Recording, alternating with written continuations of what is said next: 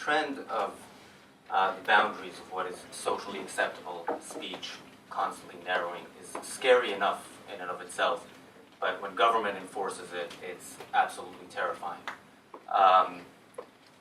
Now, as the Ayn Rand Center is fighting for a society where the role of government is limited to the prevention of the initiation of force rather than initiating force to silence people for their views,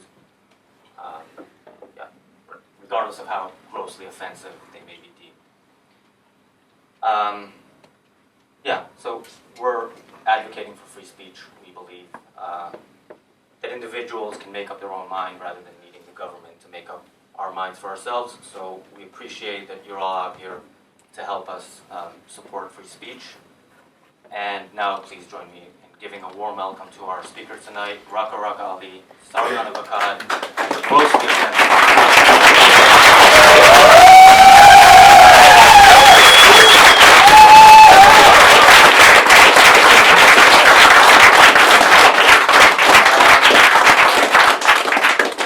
statements.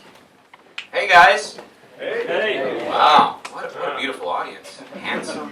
All right. Gotta keep going. Yeah. So I was at the store the other day. No, listen.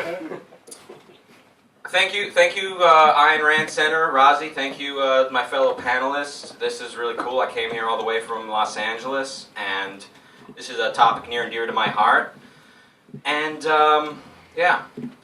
free speech is a right. What that means to me is, or what that means, it's not a privilege. It's not a favor. It's not granted to us. It's not something that we want to preserve because we already have it. It's not something that we enjoy using and therefore deserve to keep. It belongs to us. What a right is a requirement for living. As human beings, we need to think. That is the first thing we need to do in order to live on Earth. That is the ultimate requirement.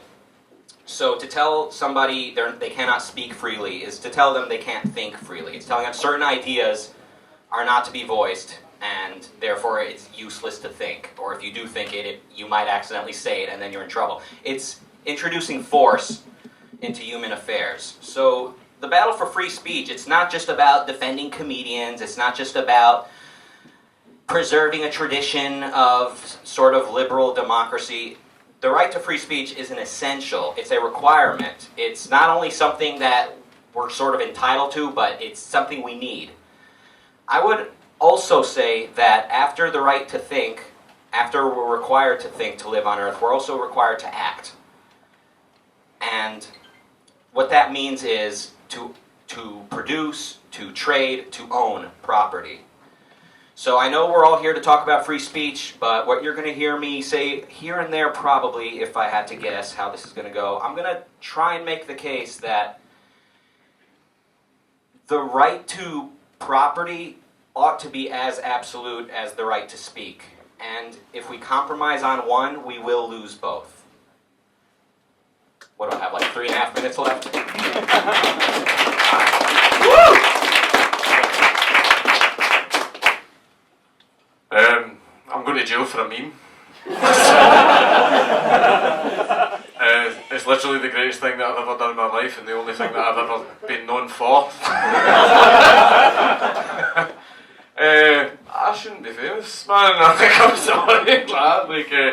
I was in court yesterday, and I was found guilty of being grossly offensive, and my sentence has been postponed until the 23rd of April, which is St. George's Day, and my judge is English. Yeah, fuck you. But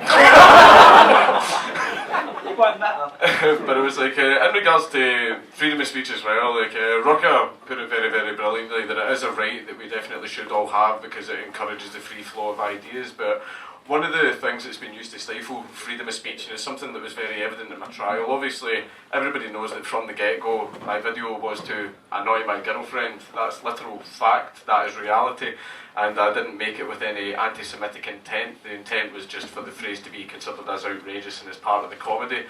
The judge turned around and basically rejected that It's basically, I reject your reality and substitute with my own. And he turned around and says that I am an anti-Semite and I made the video for anti-Semitic reasons, so I'm quite happy that the judge knows me better than I know myself. And it's like, and he says that, I mean, mate, I was there, right? I know what I was feeling when I made that video. Right, so I'm proud to say that I'm Britain's first ever court-appointed anti-Semite. Glad your tax money's been put into making that decision for me. But basically, I'm just an internet shitposter, and I'm probably going to be getting a year of my life in prison for making a joke. And if that's not telling you the direction that this country's actually going in, like, if it can happen to me, it can happen to any other people. And it's the thing that's scary is it's almost Stalinist, where I know the reasons for what I did and I know why I did what I did, and I went to court for them to turn around and go, no, we say why you did what you did.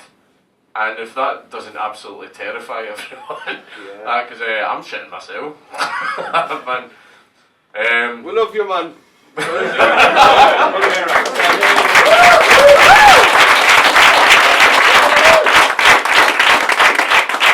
We'll send you packages.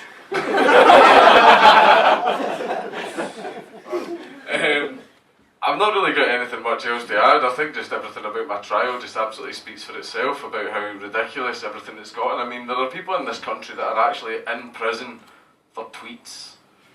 For fucking tweets. That is enough to get you sent to prison.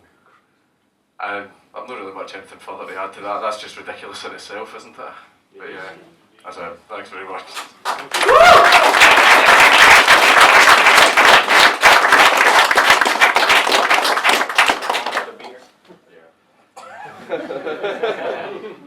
So I did the boring thing and actually wrote something on the way down here on the train, and now I'm going to read it, and it's going to be really dull, and you're all going to be like, would you just get to the fucking point?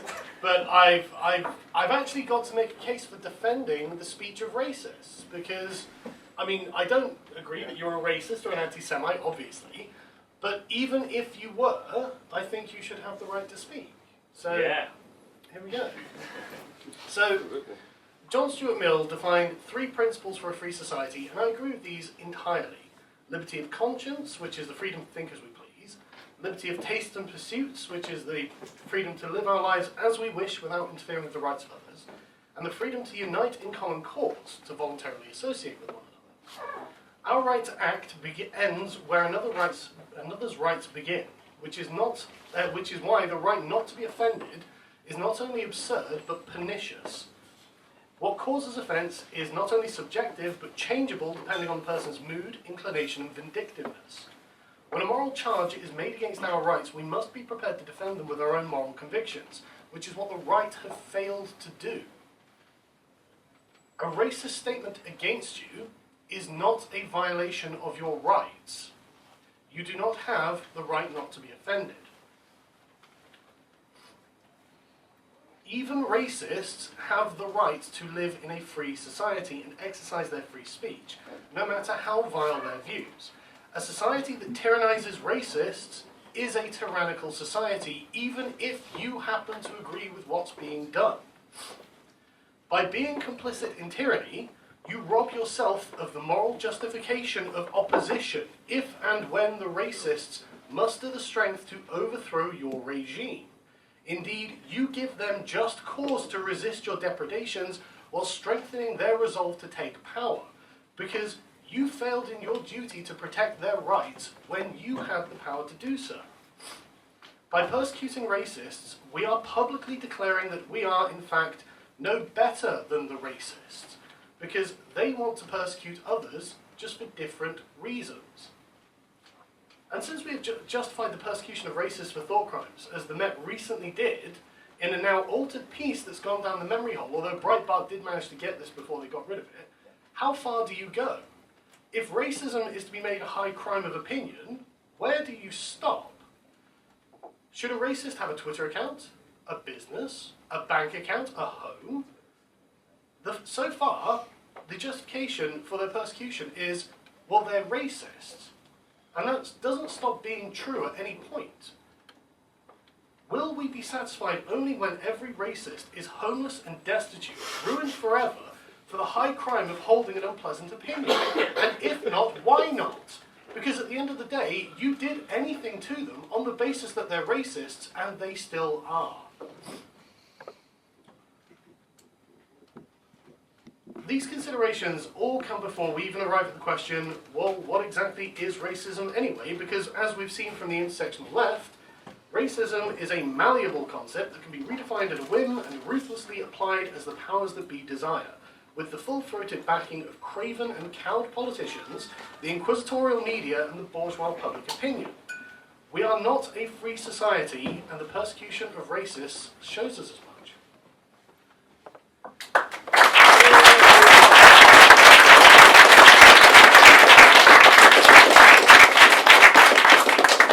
All you wrote? I stopped halfway, so I can keep going if you want. Well, the first question is for Sargon. It's a bit off topic from where you were. So, if you were the judge in the Prager Google lawsuit, in whose favor would you rule? Okay, so I haven't actually been following that one particularly closely. I'm actually waiting for the results. But, I mean, can someone give me a quick rundown on what's happening with it? Yeah, so... So, PragerU is a YouTube channel named after Dennis Prager, the God spokesman on Earth, who, the voice of morality. You might remember him from his "There can be no morality without God" meme. And that's all well and lovely. I'm glad he's on YouTube. And like many right-leaning channels, or like many channels in general, they've experienced a high number of demonetizations and flag for 18 and up, which is probably largely based on sort of malicious bullshit on YouTube's part, if I had to guess. Oh, glad they found a good time to vacuum. Cool.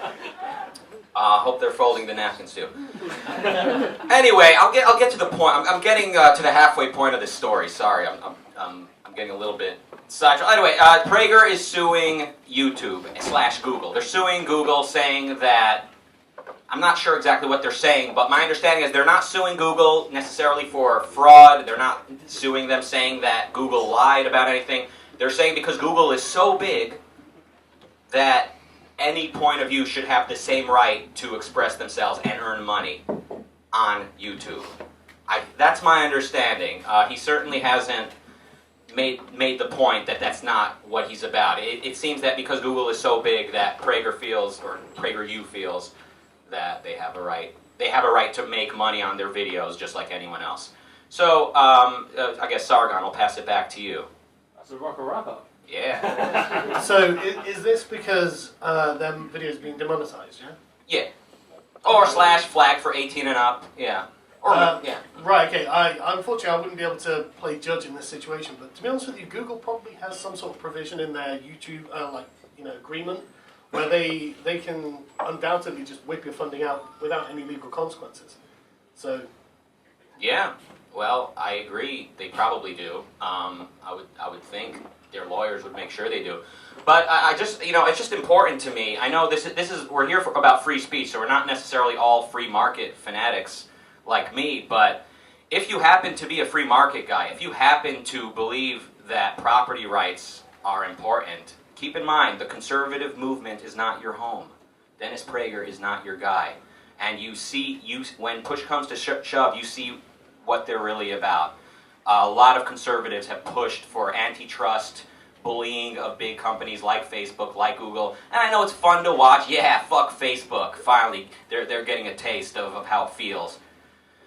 All right, but none of these guys can call themselves free market guys. None of these guys can say. I mean, I would even say you're not really for free speech if you don't think Google can decide. And I guess, yeah. Anyway, I'm not. I'll keep it limited to that. But so it sounds like Sargon's saying he would side with Google on this? Well, based on what again, I'm not really fully informed on the situation, yeah. But it sounds like that Google probably have the case here. Awesome. Yeah, I know. I knew you'd be thrilled with that. The defender of billionaires everywhere, right? Yeah, hell yeah. Listen, guys. Well, let me make a point right here because I'm a big fan of integration. I like taking unlikely things and piecing them together. when it comes to defending free speech, we need to stick up for the the guy with the double zero gauge earrings who taught his pug how to seek Heil. Because if we don't stick up for him, you know, first they came for the pugs, and I didn't speak up. You know how it goes. All right, we're all here because it's a right we want to preserve for ourselves as well. So, and even if Dankula was a Nazi, or, you know, and guys, he's not, he's like only 80% Nazi. I asked him before this guy. By the way, for the media, we are not Nazis. I know we're all going to be called alt-right. Rucka, it's too late. I appreciate what you're doing, but it's too late, man. No, we're not, yeah. We're all vegans, though. We're all proud vegans. Oh, dude, we could make this all go away. If like every anti-SJW becomes a vegan, could they stop fucking vacuuming out there? Anyway, where was I? All right, so we need to Promoting veganism. Go on. All right, so we need to stick up for the offensive memer and. All right, this is someone out there. They're trying to tell you something. Is this it? By the way, I knew Antifa were losing steam, but they're worth the vacuuming outside the fucking room. Hand dryer from the toilet. Are they sending their moms to troll us now? Can someone tell Consuela to fuck off? All right. Hand dryer from the toilet. No. Best room in the house for you. All right. I'm going to try to make this point again. When it comes to defending free speech, we need to stick up for the most offensive speech, and even if it's not a meme, even if it is.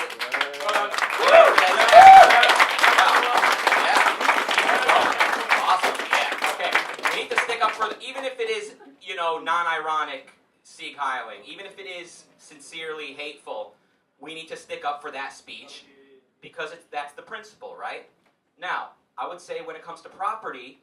Yes, I'm the defender of billionaires, just like I'm the defender of the homeless guy's pennies in his pocket. Because if you nationalize somebody's property because he's, quote, earned enough, well, Mr. Corbyn, they're coming for me next. I think you should nationalise your channel, Rucka. Hell yeah. Seriously, Corbyn actually said we should nationalise Uber. It's like, what are you insane? Excuse me, Mr. Defender of Billionaires. Doesn't Uber have too much money already? Well, that's the point, isn't it? You know, just because someone's successful doesn't mean you get to just arbitrarily appropriate their property. I agree. I wish we agreed on that 100% of the time. Hopefully we do. Maybe this is a new day. All right. Hey, we're getting along. We're having fun. All right. We're here to talk about free speech. Count Dankula, did you have anything else? Everyone, shut the fuck up.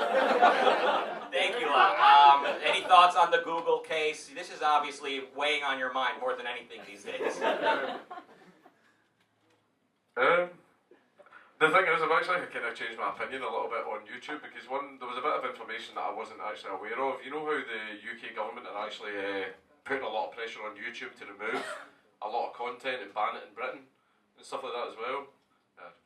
Not in YouTube particularly, no, but it was like but things that get brought up, like Red Ice TV got brought up and things like that as well. They were basically complaining about alt-right stuff being shown on YouTube, and apparently YouTube defended my video, which I wasn't aware of.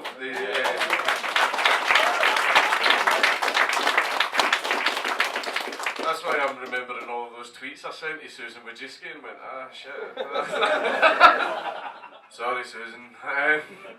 No, but it was like, apparently they turned around and says, even though the joke is tasteless, it's clearly meant in a comedic sense, which means that YouTube has a lot more sense than our own Crown Prosecution Service, but delete that. I've not been sentenced yet, shit. No, but it's like, I don't know. I don't want to say anything bad about YouTube right now. So if you're watching this from outside of Scotland, what happened was YouTube actually stuck up for Dankula's video. That's the translation. Yeah, that's correct. And listen, guys, listen, I've had my differences with YouTube, okay?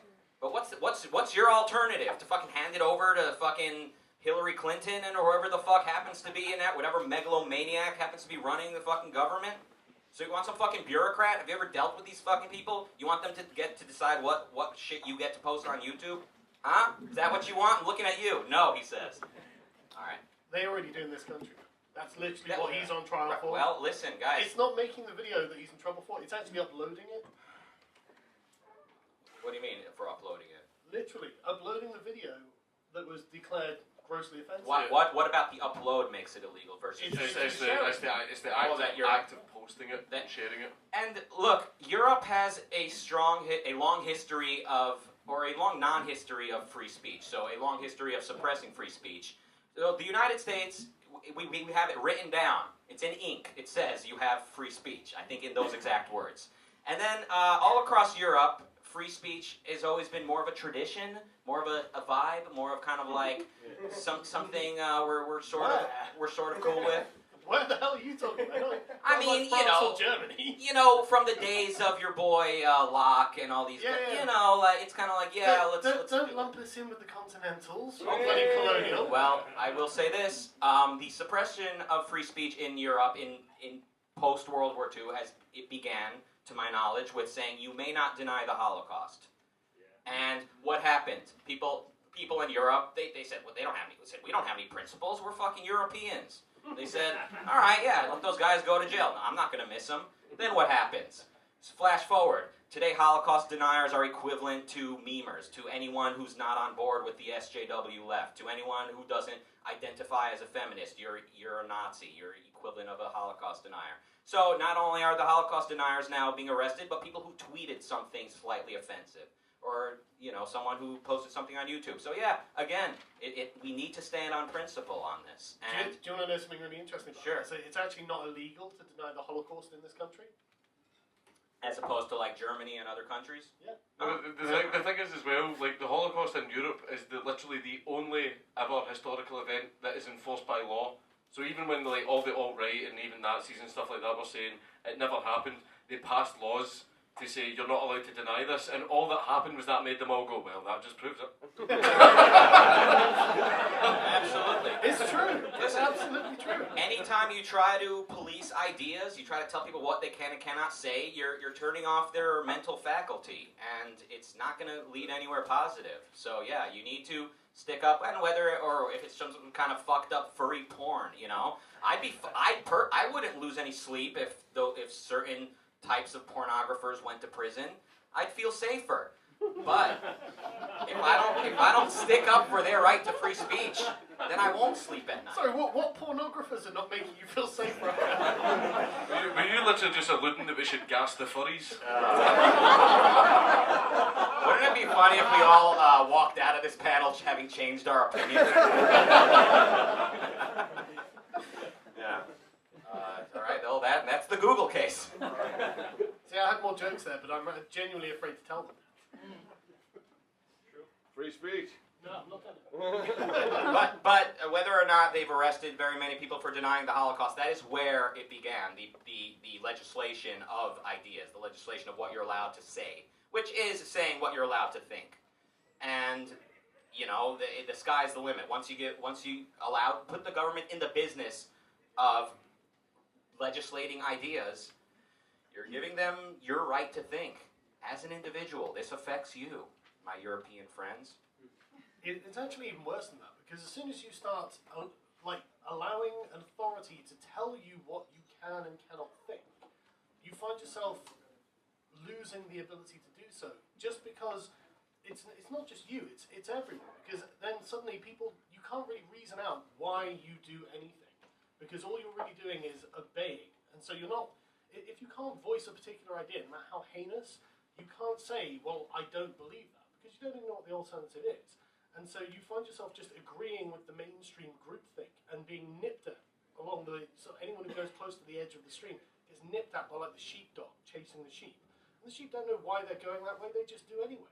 And so by the time you get down the road and you're where we are now, and a man's going to jail over jokes, a lot of people don't even know why this is wrong. It's like... Absolutely. Security. And by the way, the worst thing you can do for Dankula, in my opinion, or one of the worst things, is to defend him on grounds that it was a joke. I mean, yes, mention it was a joke just to protect his character. But the fact that it's a joke is not why he's innocent. This is an innocent man because he didn't violate anybody's rights. Okay.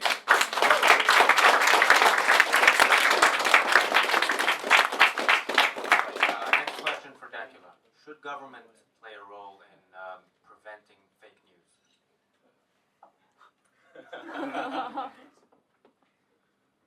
I get the feeling this was posted by a Destiny fan. In regards to the actual fake news itself, it would depend. See if it's something that can be backed by science, then I believe that people should be allowed to actually question it and challenge it. See if it's like fake news itself, I believe that sources and evidence should be posted along with the news. That's something that I don't think that's way too much to ask. Obviously they got the information from somewhere, so why can't they post their sources? It's just that there is a lot of misrepresentation going along the now where it's kind of like, yeah, we know this is what happened, but let's make people think this is why he done it. Like, the stupidest fucking one, Trump feeding the fucking carp, that was the most retarded fucking thing that I've ever seen, where he just like empties it out and they made it look like he was being rude. That was one of the most stupid, why lie about that? Why fucking lie about that? It's such a stupid attempt. For anyone who didn't know, the Chinese premier, Japanese premier, I think it was, he did the same thing first, and Trump was copying him, and the media just cut out the bit where the Chinese guy did it. So.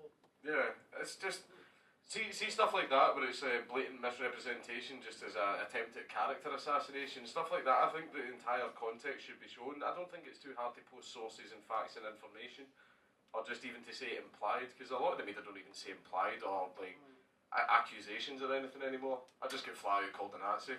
Oh, I noticed they dropped the word alleged in so many different contexts, where it's really, I mean, the Me Too thing is one of the, I've seen so many sources where they just can, you know, so-and-so is a rapist.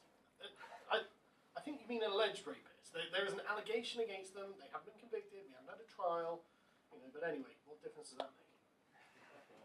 And if we allow OJ to be called a murderer, you're going to be called a rapist. You gotta give everyone that same courtesy. But yeah, no, listen. So it sounds like what you're saying, and I picked up some of that with my untrained ear. That if you can make the case that somebody slandered you, that somebody unfairly hurt your life, hurt your livelihood, that has caused damage to your name and to your ability to live peacefully and happily, that there is grounds for either a lawsuit or that they broke the law or something. Yeah, I mean that sounds reasonable, right? Yeah. Well, in regards to like fake news itself, see if it's something that's been blatantly misrepresented, then I just don't think it's too hard to ask for the news and media to post their sources, or if something's an opinion piece, just say it's an opinion piece, and everything like that as well. Like there was an article that came about me yesterday that just flat out called me a bigot. And everyone as well, and I called the guy out on Twitter and they shit himself because they always fucking do. Right? It's just like, I was just like, give me evidence of how I'm a bigot and stuff like that as well. Like, I can fucking go into the slander if I want, but IPSO, who are the Independent Press Standards Organisation, by the way, see if you're ever smeared in the press, just nothing will happen but email them for a laugh, right? And just go, these people have clearly broken the rules that you yourself set, right? And then just laugh at all your friends at the response they fucking give you. Honestly, a reporter could literally break into your house and drop kick your wife through the cupboard and Ipsos still wouldn't fucking do anything. Right, they're beyond fucking useless, but I'm rambling again, sorry, I've had a couple of pints. That's all. You deserve them. Yeah. It is amazing how the media has become like team. They become like teams. Like they have a team. They have either in politics or in culture, whatever it is. They just say what they want to be true, and that's the news. It really is remarkable. And you see it on pretty much every side. I don't even know where to get news anymore. Shit, I just make it up. But yeah, some people get their news from me. Like they learn history. Kids tell me like I took a history test. I learned this shit from your videos. I'm like, bear with me for this next part. It's gonna sound a little bit ridiculous to some of you. Some of you are gonna get a boner for this, but. Next time you hear somebody talk about how reality is an illusion, or that we can't really know, that skepticism is the only absolute, that consciousness is just a rationalization of your intuition, ask yourself why the media doesn't feel that objective reality is important. That's all. So the question was, should the government police what's fake news or something? Should the government play any role in No, it shouldn't be a case of policing what information the public can and cannot have access to. I've made this case before. See, in regards to censorship, there are certain things that I'm fine with being censored if it's in regards to children. I don't mind an age gate being put on certain types of information. Like, for example, like one of the things that I always quote is, for example, everybody's heard of Peppa Pig, right? It's really, really popular with kids and toddlers and stuff like that. And there was an episode that was teaching you that you shouldn't be afraid of spiders, and spiders are your friends, and you can just walk right up to them. And Australia went, yeah, we can't show that here. So see how stuff being censored or like age gated in a way so that it's to protect children. I'm absolutely fine with that. Certain information being pulled from the public eye would only be information that's like directly, its only purpose is to cause harm. For example, I wouldn't want bomb making recipes to be public knowledge and stuff like that. So see how information that's only purpose is to cause direct harm, or if it's something for the, like age gated for the sake of children, I'm fine with that being censored. I don't want the government to control what information the news can and cannot say, but if they present information, I'm fine with some government body saying, well, if you want to say this, you need to post sources. I don't think it's too much to ask to say you can say whatever you want, as long as you can provide the sources to back it up, or just outright say that it's an opinion and not fact. I don't think that's too much to ask. Personally, I don't think the government should have any role regulating fake news or not, because Fucking anarchist. I mean, who trusts the government to do such a thing? I mean, and the thing is, we say the government like this is some sort of neutral, objective entity, but it's obviously not. You know, there's a reason why no one, can anyone in this room name the judge in his case? Mills Lane. Twat. I meant his real name, but that's close enough. Please don't. That's the point though, because I've spoken to a lot of Americans about this, and this is something really unusual, because in America they're very firm about naming the judge. The judge has to be known, because it's understood that the judge is going to have their own political agenda. But in this country, we treat the judges as if they are neutral representatives of the state, and the state is a neutral, unbiased, politically impartial entity. It's obviously not.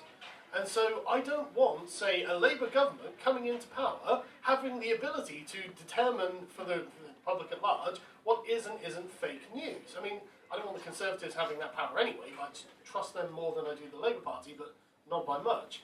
But no, I think that this is not the government's remit to tell us what is true and what is not true. I mean, the idea that anyone would even think to trust these people with that kind of power is insane to me.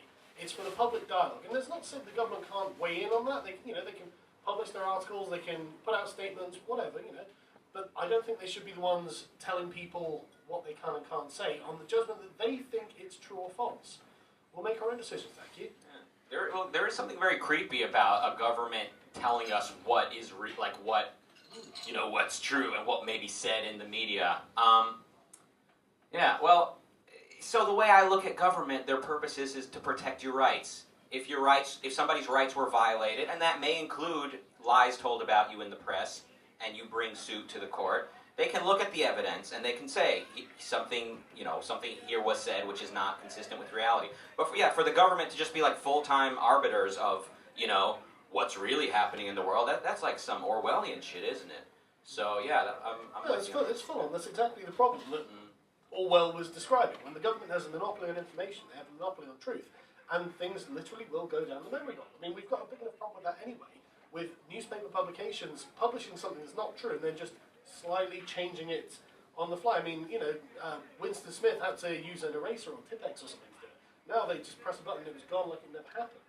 There are entire websites that, called News Corrections or something, I think it's called, like dedicated to keeping track of news articles after they've been updated. So you've got a copy of the original, and this is something that the Met Police did recently, where they were suggesting that even, and I'm not making this up, this was something that was covered by Breitbart and a few other places, but it was not widely covered. They suggested that you could do something that wasn't illegal, but your intent behind it could have been illegal. Now, that is literally a thought crime, and this was picked up by various sort of independent bloggers who are, things like barristers, lawyers, things like that. And eventually the social media shaming got too much that they just changed it. They didn't make a correction, they didn't make an update, it was just gone. But the problem I have really with that is, I just want to interject and say that that's even more terrifying because apparently, according to my case, the government gets to decide what your intent is. I mean, we laugh, but we're literally in this position now, and you are literally at the business end of it.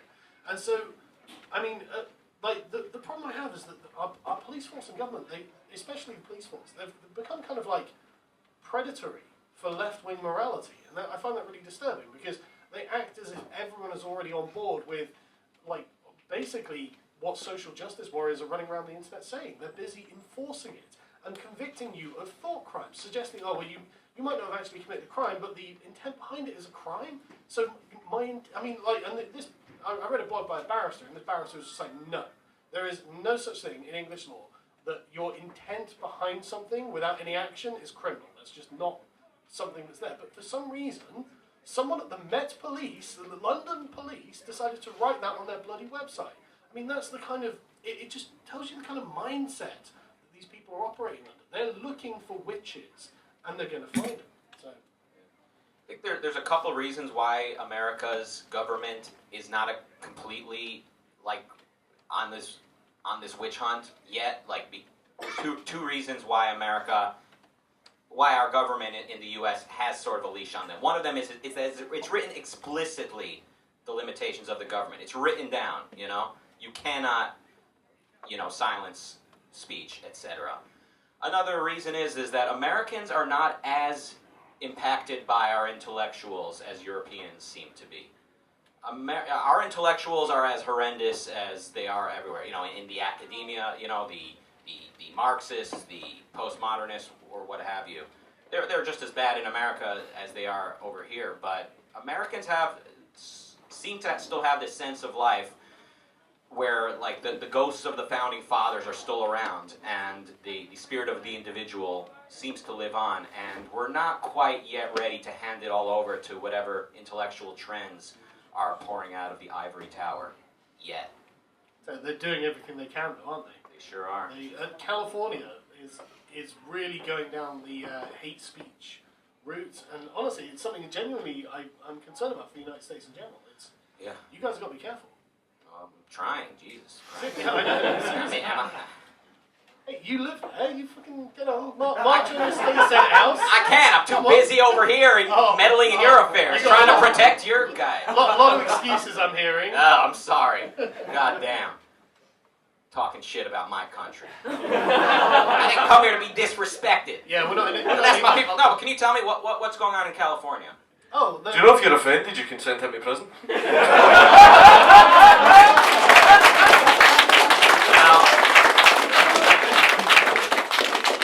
Bonus points for being a Jew. Just saying. Seriously, there are people being detained under what would constitute effectively hate speech laws, and it's unconstitutional, and it's still going ahead. So, Is it being proposed? What do you mean? oh, it's like de facto rather than de jure. I don't know what you're saying. Is it being people being yeah, arrested? Yeah, people are being detained by cops for saying things on the street that could be considered racist or offensive or whatever. Really? Yeah, I saw a live stream of it happen the other day. Interesting. Yeah. What were they saying? I don't think I can say it in this country. That sounds terrible. No, I can't. He's going to jail for a joke. I'm not taking the risk. Okay, well, we need to look into this, because if people in America are being arrested for speech, I love this. We got like another show happening, panel. If are there people being arrested in America for speech that's not inciting violence? Yeah, they were already That's detained. the They were detained temporarily, but still, it's the first step. I mean, cops are dicks sometimes. Oh, you're making excuses. No, I'm saying you can run your mouth in the street and the cops can say you're disturbing the peace, but whatever, like, or I'm just quiet. saying. The thing is, you can tell where it's coming from. It's coming from the far left nature of California, and it's the kind of culture that you're swimming in out there, and it makes the idea of a hate crime a permissible thing to consider, and I'm really tired of it. So just saying things like how disgusting. I just don't think it should be a crime. I don't think that should be anyone's business. If you've got a problem with it, you either address it or you walk away. But that's it. Yeah. There was a guy that was reading a Churchill speech, this was I think a year ago or so, that got arrested and detained by the police halfway through the speech because it was critical about Muslims or something like that. Unless that's the voice of Churchill, I don't know. Yeah, that's it. All right. All right, Rucka, what should be, where would you draw the line between free speech and incitement? Incitement of violence? Yeah. So, I mean, where exactly that line is may be a little bit arbitrary. When you get down to the nitty-gritty, was he inciting violence, or was he just saying, "I'd like to someday see," you know? Complicated, surely. Guys, we're gonna have a Q&A later on. Hold that thought. I want to hear it. You know, the line of where incitement crosses over with just expressing ideas could be a little bit hard to finagle, if that's the right word. I just wanted to say finagle. But that's, you know, it's like with any other right. So where do you? What if I trip and fall on your property? Can you then pull out a gun and empty it in my fucking head? It's a stupid question, but that's not a stupid question about where the line is. But yeah, incitement of violence is tantamount to violence. So inciting force, pointing at someone and saying, "Hey guys, let's go kill him," or "You, hey, go kill him now." That's beyond free. That's not free speech anymore. That's causing violence, and that's using force. So yeah. On the topic of violence, although America has not led the way in policing speech yet, although America has pretty much been the one place to explicitly defend free speech through all of this mishigas, America has taken a driver's seat of sort when it comes to not protecting threats to free speech from abroad. So when your boy Solomon Rushdie was first threatened in the late 80s, a fatwa was put on him by the Ayatollah Khomeini. That's in Iran. And so Salman Rushdie published a book that was offensive to Muslims, and the supreme leader of Iran said, "Bring me his head." And Salman Rushdie his book was published in America, so he had publishers in the U.S. He had bookstores that were selling his books, and like people blew up the bookstores in California. I think 2 of them in Oakland, the very place where me and Sargon, let's just say, consummated our exchange of ideas in his hotel room a few months ago. The home of the death of free speech in the U.S. That's right. So literally, bombs went off in bookstores or near bookstores in the late 80s or early 90s, carried out in the name of not allowing, Islam to be insulted. This was in America. And what did the U.S. do? Same thing the U.S. does every time we've been called to protect our values. We bent over. George H.W. Bush, the total pussy, he issued some statement saying something like, "We don't condone violence, and we also don't condone insulting people's religions." Are you fucking kidding me?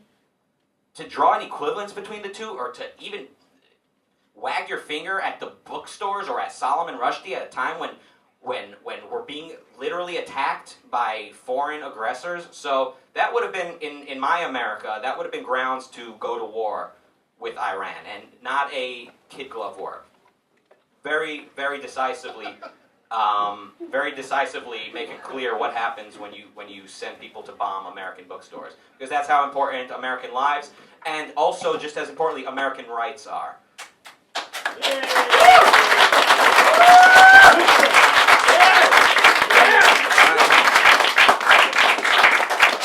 And of course, Solomon Rushdie was not protected here in England, and he's, the government of no Western country wants to protect him. Nobody protects Americans. I know there was the Draw Muhammad contest in Garland, Texas. Of course, private security had to be hired for that.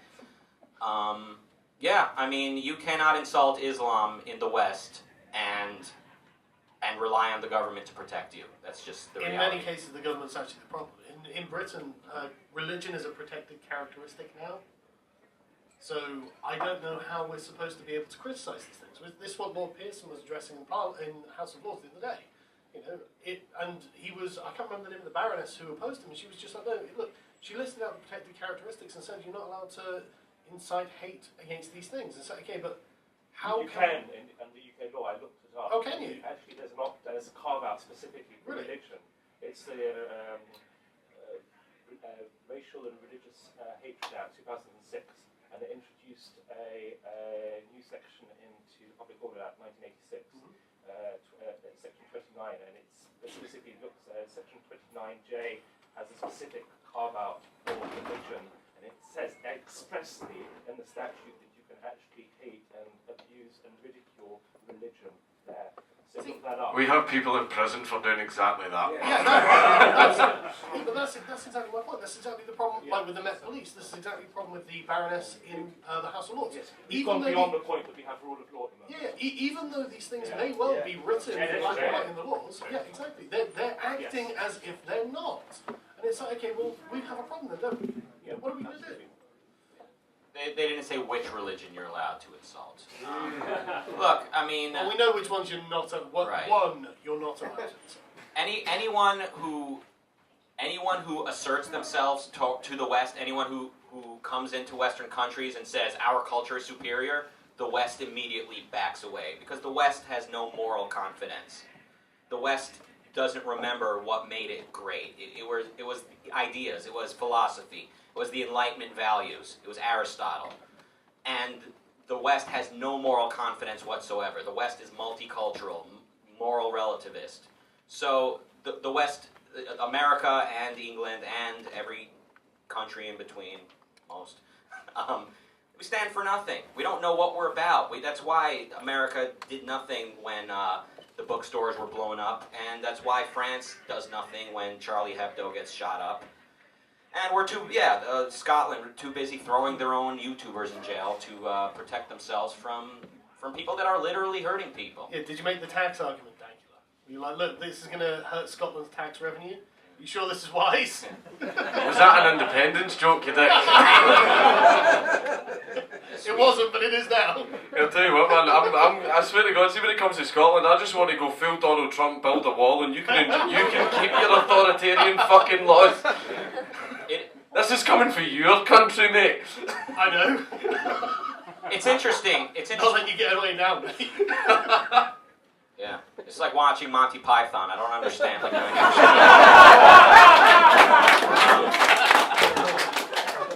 It is interesting to watch the way Western countries have developed over the past half century or so, because we don't remember what we're about, so all we can really turn to is Balkanization. All we can turn to is ethnicity or tradition or something other than ideas. Because ideas, well, our intellectuals told us those mean nothing. Those are just, illusions or rationalization. So we turn, okay, let's build a wall here. Let's keep those guys out. Let's make our country smaller and smaller. So pretty soon, not only Scotland will be independent, but every street on it will have a representative in the UN. Seriously, you have a really good point, because you say like, oh, in the West we don't stand for anything. It's actually worse than that, because half of the West, approximately, stands for the opponents. I mean, look at Jeremy Corbyn. There isn't an enemy of Britain that he hasn't supported. There isn't a terrorist, there isn't a dictator, there isn't a regime that has been against us that Jeremy Corbyn has been like, they might have a point though. That death to Britain, maybe death to terrorists. Well, what about the death to Britain part? It's like, no, Jeremy, no. You are this close for me to brand you a traitor. Do you understand? No, seriously, it's the moral conviction of the right. The Conservatives have lost all of their moral convictions because they've abandoned their principles. And I'm not even a Conservative, but it's infuriating to watch. Theresa May go, I'm a feminist. No, you're fucking not, Theresa, you fucking idiot. You have to agree to Marxism for you to be a feminist.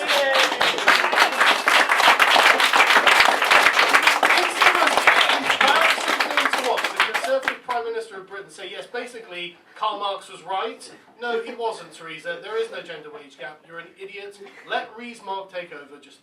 He's the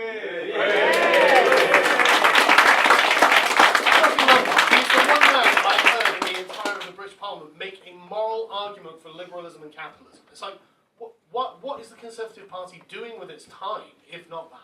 Jacob Rees-Mogg is also literally the only ever member of the Conservative government to actually make Scottish people want to vote Tory. Yeah. Well, that's the thing. He stood up in Parliament the other day and actually gave a 12-minute defence of free speech. Why does that require a backbencher to do? Why isn't Theresa May on the front lines going hammer and tongs at Jeremy Corbyn every time he's like, you know what we should do? Ban this, ban that, ban Freddo's, ban bloody Lucasade, whatever it is he wants to ban tomorrow. Like, I was gonna do a speech on this in Bristol, but it's been cancelled because they're afraid of Antifa. Oh yeah, I'll rearrange something. But basically, I was just Googling Jeremy Corbyn and the things he's called to have banned over the last 30 years. I stopped after about 3 hours thinking, God, this is going to go on all night, you know. But yeah, no, it's really annoying that there seems to have been some kind of ideological subversion that has taken place in the Conservative Party. They have agreed to all of their enemies' premises, and they are effectively operating on the same moral standards as socialists, which they shouldn't. So. What are the standards they should be going by? Classical liberal standards. Like what? Like, well, all of them. I mean, like, for Theresa May to sit there and talk about the wage gap and say that she's a feminist, that means she has abandoned all of the premises that anything individualistic, she has completely abandoned. She's, by suggesting that she's a feminist, she's saying, look, I'm the head of the patriarchy. I, Theresa May, am the patriarchy. I, Theresa May, am being oppressed by all the men in the country, and I can't get ahead because I'm a fucking feminist. She's an idiot. I agree, of course, and nobody loves to make fun and bash the left more than me, but unfortunately what you get with me is a guy who just can't leave it there. So I'm going to ask, what is your alternative?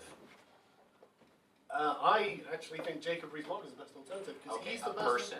Yeah, well, okay, but it's what he stands for. It's what he's actually saying. He's actually suggesting we return to the Enlightenment values that made the West great. He makes moral arguments for capitalism. He makes moral arguments for free speech. He will actually defend all of these things, and that's what we need.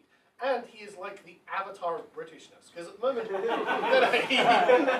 look, you can't take a photo of Jeremy Corbyn without a communist flag being somewhere in the background. Mogg is the opposite of that. You can't take a photo of him without a British flag being somewhere in the background. I'm thinking, right, okay, in a symbolic way, which one of these am I going to pick, just off the cusp, you know? But, yeah, there's been like a 30-year campaign against the idea of a British identity, and not just like the overall British identity, but then drilling down into like Scottish, English, Irish, Welsh identities. And what I love about Mogg, he's unapologetically, aristocratically English. And normally, and you see the press go at him all day, every day for this. It's the first insult out of their mouths is class warfare. It's like, of course it is, you fucking commies. But Mogg is not the sort of person who tries to shy away from that, and that's one of his strengths. It's really strange to hear one of the most aristocratic men in Britain sitting there arguing that we should listen to the working class electorate. When did the Labour Party last say that? When did they say, oh, maybe the working man has a point, maybe we need to start listening? No, they're too busy calling him a fucking racist. You know, no, I'm done with the Labour Party, I'm done with the left. They are absolute cancer. So the alternative...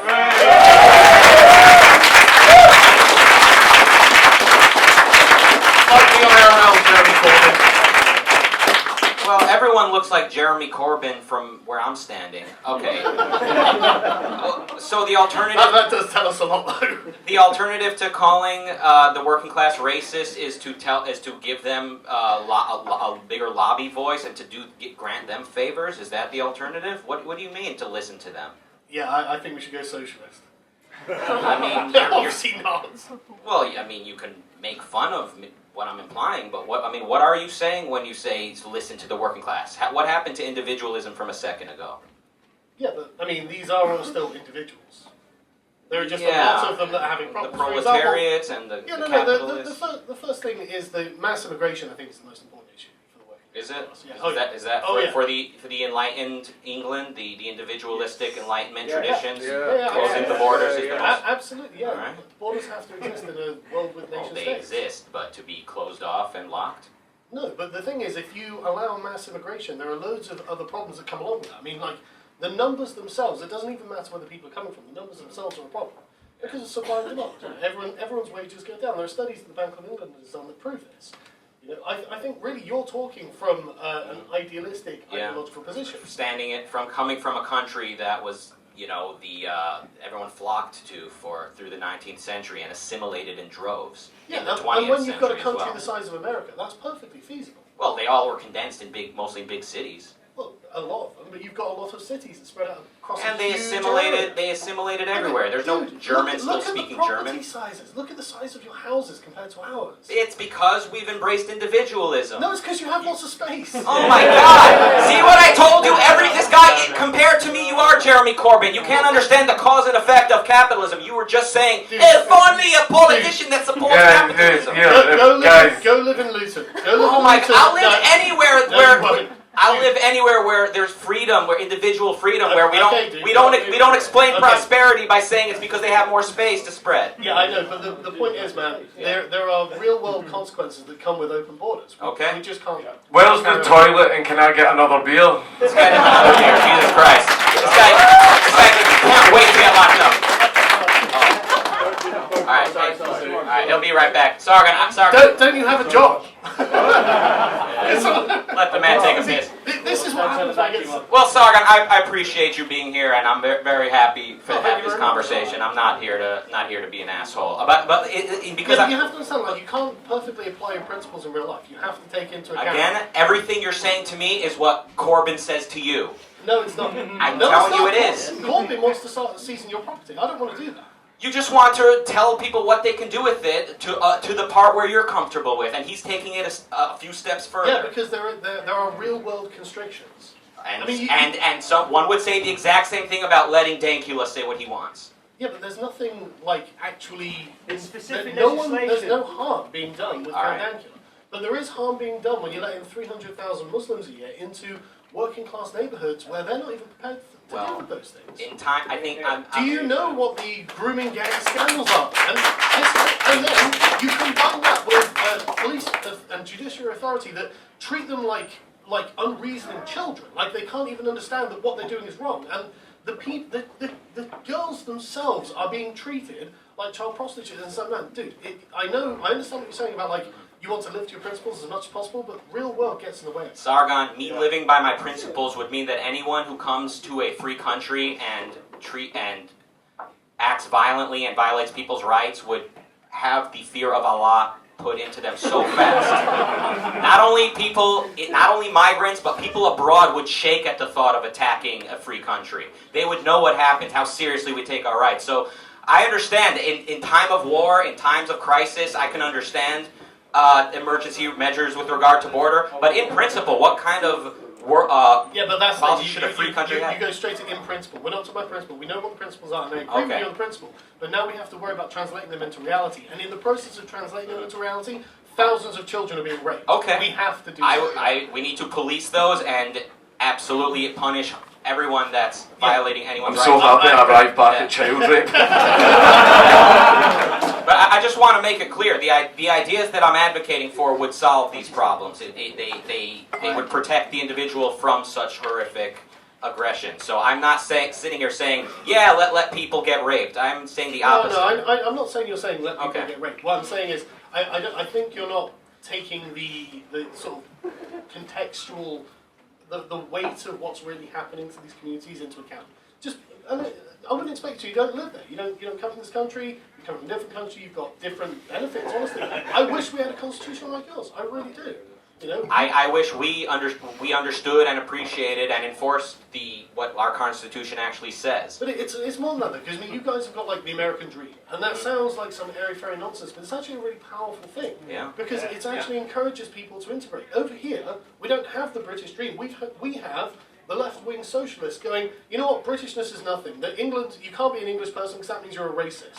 By the way, all these Muslims, you can't talk about them. If they do something bad, you can't talk about that because that makes you a fucking racist. Sargon. So just stop, and it's The American dream says that every individual can achieve whatever he wants. That's the American dream. Yeah, exactly. But The American dream is not American. wave the flag and have national pride. That's what Americanism has become. And it was the progressives that invented nationalism, by the way. This nationalism that's supposed to save us from the progressives, they're the ones who brought it about in the first place. No, I'm not saying that. What I'm saying is that in America, you guys have a mythos that is designed to integrate newcomers into the culture, the dominant culture of the US. You absolutely do. I think it kind of would happen by osmosis the way America and we're used to run. seeing that it doesn't. Because you've abandoned those principles that No, it's because we're not asserting a positive identity, a cultural identity. you're not that people asserting can- principles. No, but it's not. It's about the cultural identity that Okay, we're not asserting. you- You guys do. That's the thing. You guys have that. Not nearly enough, but yes. I agree, we do. yeah, I More agree. than you. Yes, because Way more. because if you peel the onion enough with America, you do see the Enlightenment values of individualism, and in an individualistic country, we don't stand for as much bullshit as you wackos do over here. I'm saying you should be more like us, and then we should be more like us. If we do stand up for our principles, though, we get called racist. Because you're busy arguing with them over whether or not you're racist or dear white people, dear black people. How about argue about, does reality exist? What is the These proper... people can't see reality! All right. Okay. You've got to understand how it is in this country. I'm telling you, I probably don't disagree with all of your short-term solutions to your problems, but what I'm trying to say is let's push for something positive beyond a national identity. Yeah, but there's no way of us to do that. While Okay. Seriously, there's we're not- no way okay. we can. No, what I mean is, look, I'm not in disagreement that ultimately one day it might be a good thing if nation states didn't exist. Right? That's not what I'm saying. I'm not a one world government guy. I'm not saying that a nation state should be I'm not saying we should have one world eliminated. government either. I mean, ultimately, I would like to see further devolution of power away from a sort of centralized force. But what I mean is, like, in the context that we have inherited from the inferior past, we are stuck with it. And we have to make do with things as they are, not how we'd like them to be. Okay. Surely people crave identity to a certain extent. They crave belonging. They Not want to smart belong to people. someone. No. Yeah, but Not me. the world is full of people who aren't Okay, smart. well, Excuse me. I'm unfor- sorry, by the way. I'm sorry if this human biology, this evolutionary biology, this psychology. I'm not mimicking your accent. I'm just mimicking everyone here. Okay, I am. But I appreciate the discourse, by the way. I don't have this tribal instinct that everyone seems to apparently have. All right. I've spent a lot of time trying to live the life that I want, and all I hear is people telling me that tribalism is what's going to solve the world's problems. I think tribalism and lack of individualism is what got us into this Well, that's fucking the point mess. I wanted to make. Yeah. Let me come to it. Oh, I'm sorry. I'm sorry. Unfortunately, There's the gonna vast be a Q&A. majority Yeah. of people are not quite as intelligent as you. But the point is that a lot of people do want identity. I think it's a lot healthier. I think it's a lot healthier. I just want to make this very brief point. I think You it's can a make the lot brief point healthier in the Q&A. I think it's a lot healthier to have a national identity rather than the leftist identity politics of race and culture. I think it's healthier for people to be united as a country rather than divided along race or All right, gender. thank you. Okay, we'll get to That's that. Okay. Bring I'll it tell you, up. I'll pick that one up because I actually agree with it. It's inherently more uniting to have a national identity than it is to divide everyone who lives among each other by race, gender, sexuality, and whatnot. That's inherently divisive. And the worst part about it is, it's one thing dividing people who are geographically separate, who never come into contact with each other. Okay, it might not be like the most psychologically healthy thing to do, but at least it's not damaging in the immediate short term. But when you have people living together who can't ever agree with each other, trust each other, or even know how to talk to each other at this point, with the pronouns, it becomes a real problem. It creates social friction. So we It is have about- this dichotomy. We've got two choices. Either we're all calling each other racist, or we're all worshiping the flag of the country we happen to be born in. Those are our two options. No, I'm saying That's not the way we want it to be. We didn't make it like this. I'm offering you a solution, and all I'm getting is Sargon, I love you. Okay. Guys, we came here to talk about free speech. Okay, I want to hang on. Yeah. Okay, right. So your solution, you already gave it, but you already said that it's only for smart people. No. Yes, you did. Well, he said everyone wants to be part Yeah. of an identity, and I said not smart people. Okay. Exactly. Yeah. So That's not what I didn't mean. What you're gonna say. I meant. But No. most of the world. I mean, not thoughtful people. Okay, you're gonna say those that aren't independent thinkers need an identity. How do you think the commies end up taking over anyway? Because of the Because of ideas stupid of people. Marx. No, because No. because smart people were communists. No, because the ideas of Marx aren't going to run around and. It's burn things amazing. down on the road. Me arguing with you is like you arguing with like the identitarian right. Only I'm you and you're them. It's like amazing. It's like most amazing. Ideas are the motor of history. I agree. And so the reason communism took over is because smart people were communists, not I because agree, dumb but people someone were. has to steer the car. And it's the stupid people who take up these stupid ideas and steer the car. So you have to be aware of that. Like, you can't just act like everyone else. Everyone in the country is like 140 IQ Jewish kid. You know, because they are. They fucking are, mate. A lot of them are genuinely tribal and stupid and live among Muslims who are also tribal and stupid, and they fight each other. We have to deal with that. Amazing. No, but this isn't a solution that will actually work for most people in the country. No, but It's a solution that works for you. And the fact with me as well is I don't think that tribalism is going to be an actual solution to everybody's problems, but I think if a person wants to, on themselves, adopt an identity, that's their freedom to do that if they want. It's their freedom to do that. Yeah, if I like this guy. Right, if they Free want... Dankula. If they want...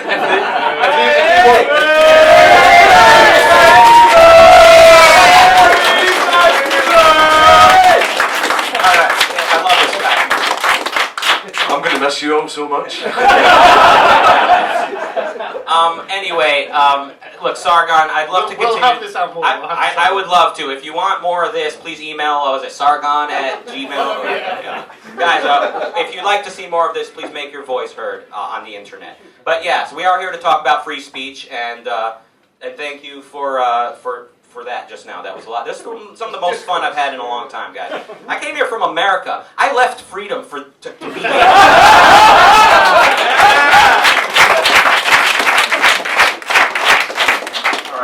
Rucka, do you have questions for your fellow panelists? Oh yeah, so I guess now we're supposed to ask each other stuff. Do you guys have anything for me and each other? I could try to think of something for you, Sargon. No one said ask Rucka questions. I think it was in an email that was sent out, but that's not the point. You don't, Sargon, you're a big deal. You don't have to read your emails. Yeah, look, not everyone's 140 IQ quadrone. Listen,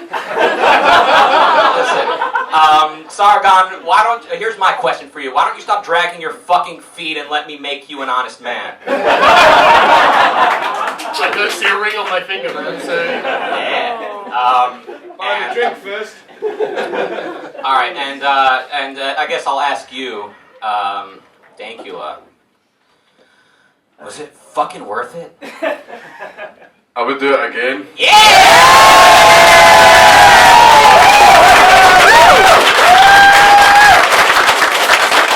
Don't let your dreams be dreams.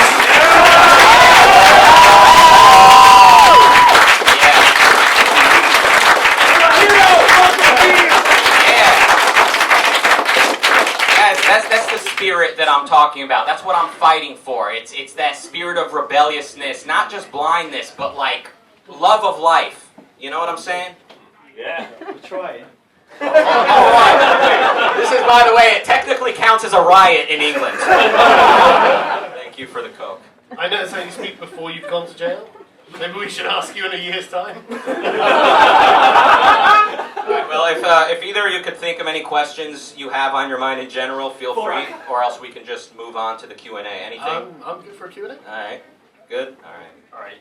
That one guy I yelled at, so if we could let him get a question, that would make me happy. Right. So the idea of incitement as a word is. Oh, is that long? Yeah. Yes. I don't want to stand up. I don't make myself too visible. Stand up. I get doxed. So the idea of incitement is not that difficult because incitement, on its own terms, is an outright word. So if you're saying go out and murder someone, that's incitement, but everything else should be left up to the individuals to decide, otherwise you infantilise them. If an idea is put forward and the person can't discern whether that's incitement or not, then they're not fit to comprehend the idea, right? Yeah. So the idea of incitement is not difficult. That's why I sort of interjected at that point.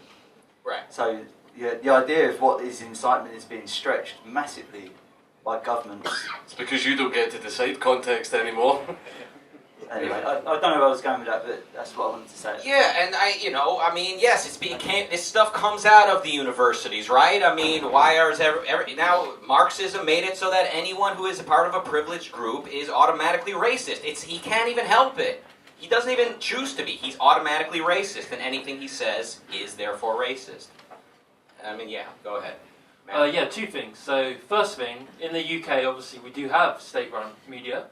BBC, they will knock on your door. They will demand to be let in. Don't get pay a license fee, so I can tell you that you're a racist, not hire you because you're a white man. I'm curious what you'll think, especially what an American thinks jail about Jimmy that. Savile.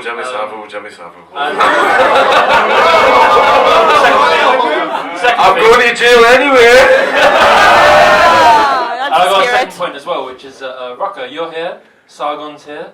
You made a song about Sargon. Just floating it. So maybe if you could, maybe perform that, maybe quite Perform it. We're not going to perform it, guys. We're here to talk about free speech. We're not.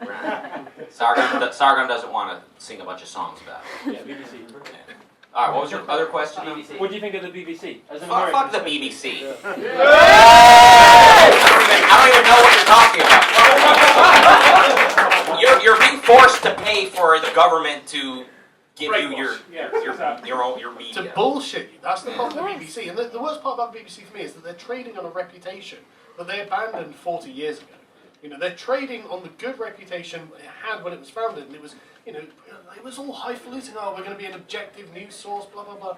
But now it's just far left propaganda, and it's not even just necessarily far left. I mean, I hate to say it, but even Jeremy Corbyn gets a rough ride from the BBC sometimes. I know, right?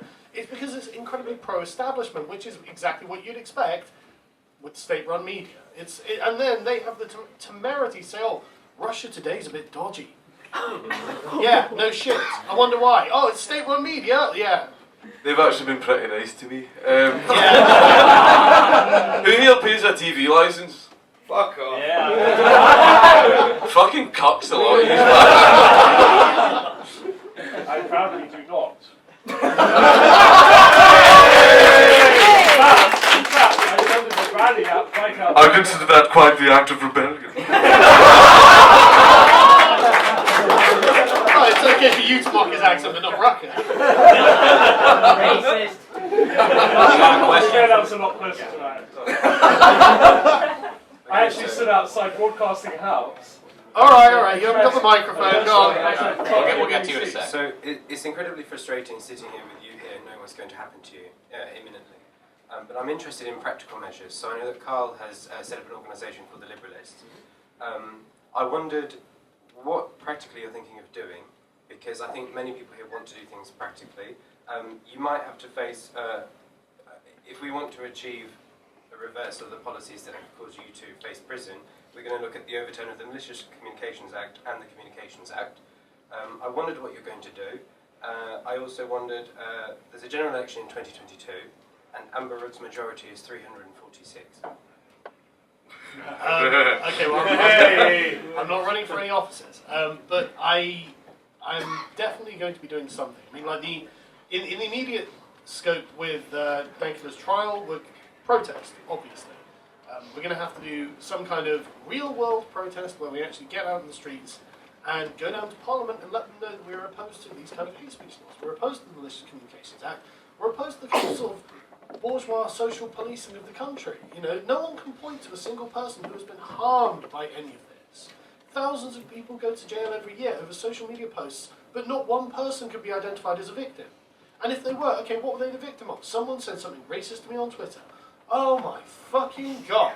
How did you ever get over it? I know what we should do, use taxpayer money to lock up the person who sent that tweet. It's ridiculous. I'm really tired of it, And the worst part about it for me as well, and this is something I've been thinking about a lot, it's like, a large part of sort of British culture is about banter. A lot of it is about banter. And one of the reasons for that is, I think it's actually... Mud Hut Mike just broke out in a cold sweat somewhere. No, seriously, I think a lot of the reason for it is about... It's a kind of like social equalisation. When you mock someone else, you're trying to kind of bring them down off their perch a bit, knock them down off their high horse, say, look, you're just like the rest of us. And there's a way of kind of getting us all at the same sort of eye-level view. And if you have a group of people that you can't have banter with, then that makes them a privileged class. It makes them someone you have to watch your language around, someone who isn't subject to the same rules as you. And if this is a minority group that have a bunch of privileges that you don't personally enjoy, there's a word for that. It's called an aristocracy. And that's where we're actually going with this. And it's, early days yet, but it's something I really think just from it sets a bad precedent to have a group of people who have a bunch of special privileges and special deference by the government that the rest of us don't have. And it prevents them from integrating. It makes them think, oh, we must be different. Because they are different. They're being treated differently. We have to be allowed to banter with people. Otherwise, they're never going to become like us. The thing that I want personally to be removed in its entirety, obviously hate speech laws, I do think, as everybody seems to agree, direct incitement or encouragement of violence, obviously kill that man and stuff like that, obviously that's incitement. But see, when you actually look at the police's own hate crime operational guidance handbook, literally everything in regards to hate crime comes down to that person's perception of it, the victim's perception of why you did it. You might have not actually said anything hateful or done anything hateful. All you could have done is give them a dirty look or just called them a cunt or something like that. See if they perceive that that act came from a place of hate. And the police have even said themselves that they don't need to prove hate. They can just arrest you for that and say that you did that because he was black or because he was a homosexual or because of anything like that. And as we've seen in my case, you can't, when you go in and actually argue why you said the statement and why you did it, that doesn't fucking matter. They get to decide that for you. Also, you look like the bad guy from the first Blade Runner, and I think that's amazing. I think that looks amazing, But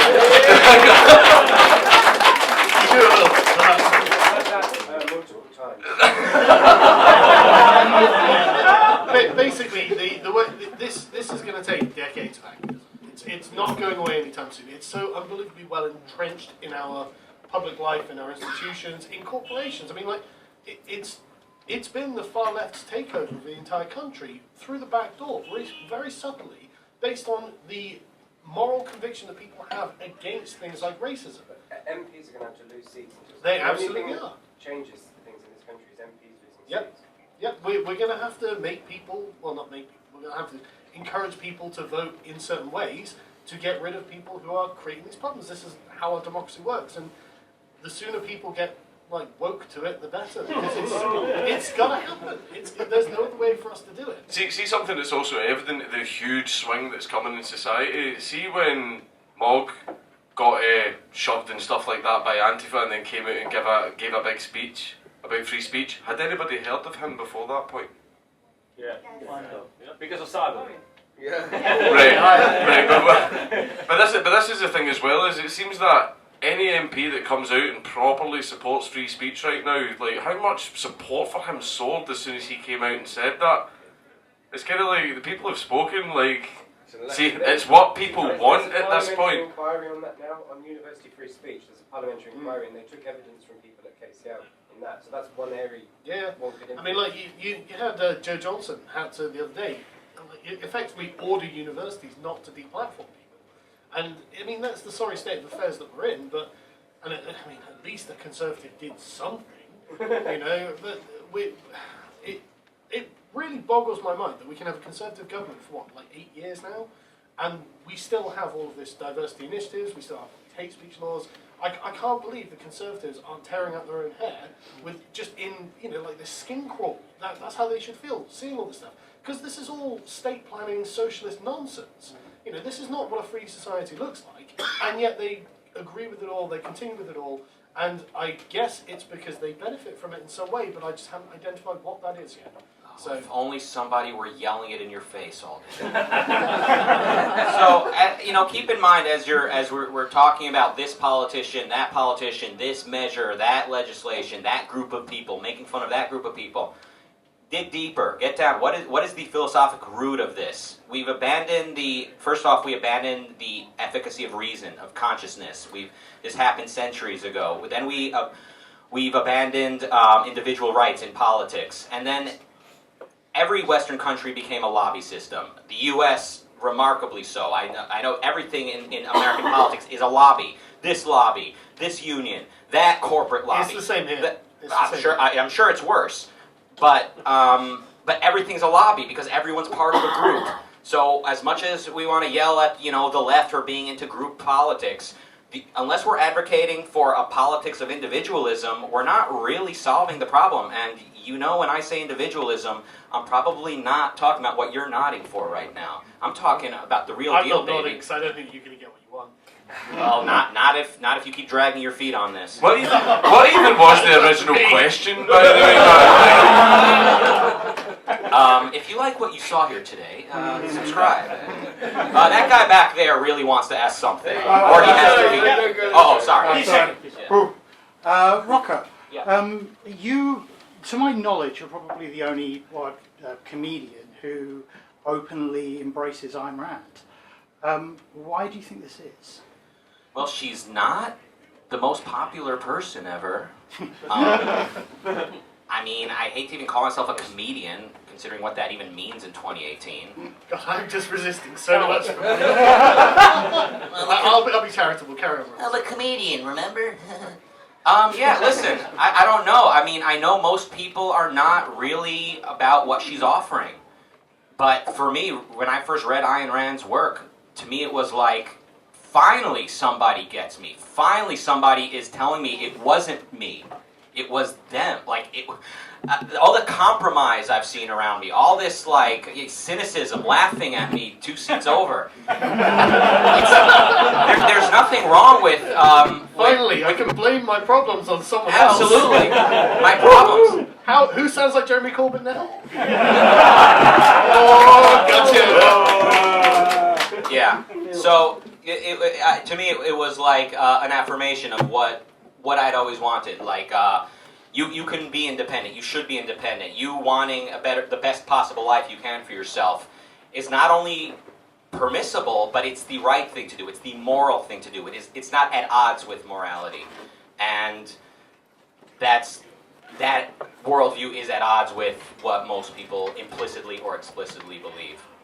I'd like to see more people, by the way, and that's kind of part of why I started getting out there and talking all this shit.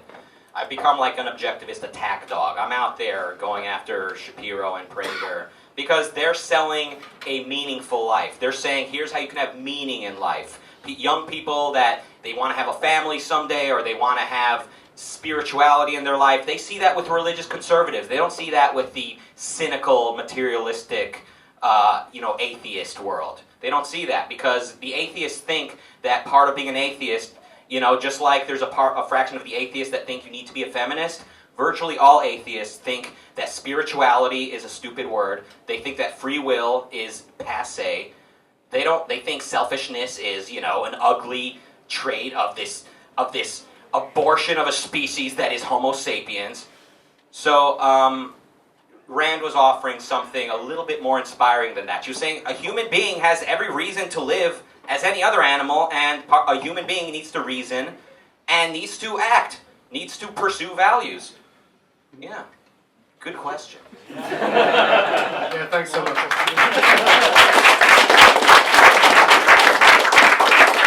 Hey guys, you alright? Hey. I've got a couple of pints, so... Hey.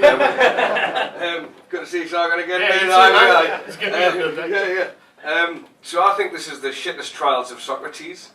Really getting put above the oracle and getting his fucking head cut off. Because you really are the champion.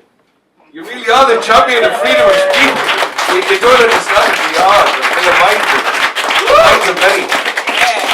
You've got fellow shit poster over there. Me and you can talk later. Oh, man. yeah.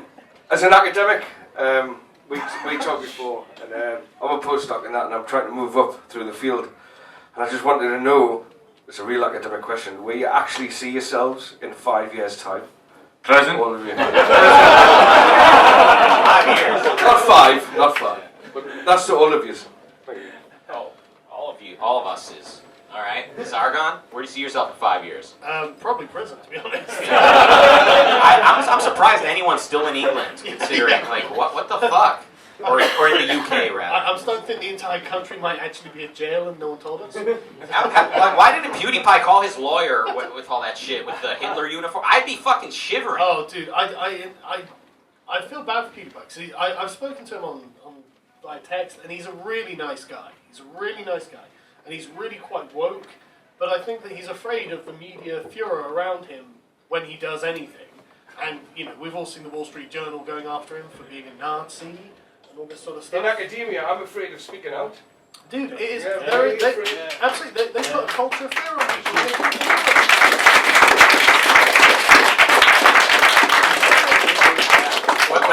And so he's a prisoner of that just as much as you are and anyone else. And I just don't give a fuck about what they say, so I'm not. But It's not gender studies, don't worry. No, see the thing about me, I've literally been rendered completely unemployable by what's happened to me, but I'm working right now. Sometimes it's private security contracts or in another business where it's my friends who own it and run it and don't give a fuck and don't believe any of the media lies. So see whenever people come up and try and like write my employers and stuff like that to try and fire me, my employer's telling me fuck off. And all that, right? So it's actually at the point now where I'm in a position where I can pretty much say and do what I want and absolutely nothing bad will happen to me. But see how the things, it's called social consequences. See if the people that don't like you can't get you with the law, they'll try and get you through other means by the press smearing you or writing your employer and calling you a racist or a Nazi and everything. Like they tried to do to Bunty, you know, that brown white supremacist. Yeah, one thing I've noticed about modern white supremacists is they seem very diverse. Why did you raise a glass there, man?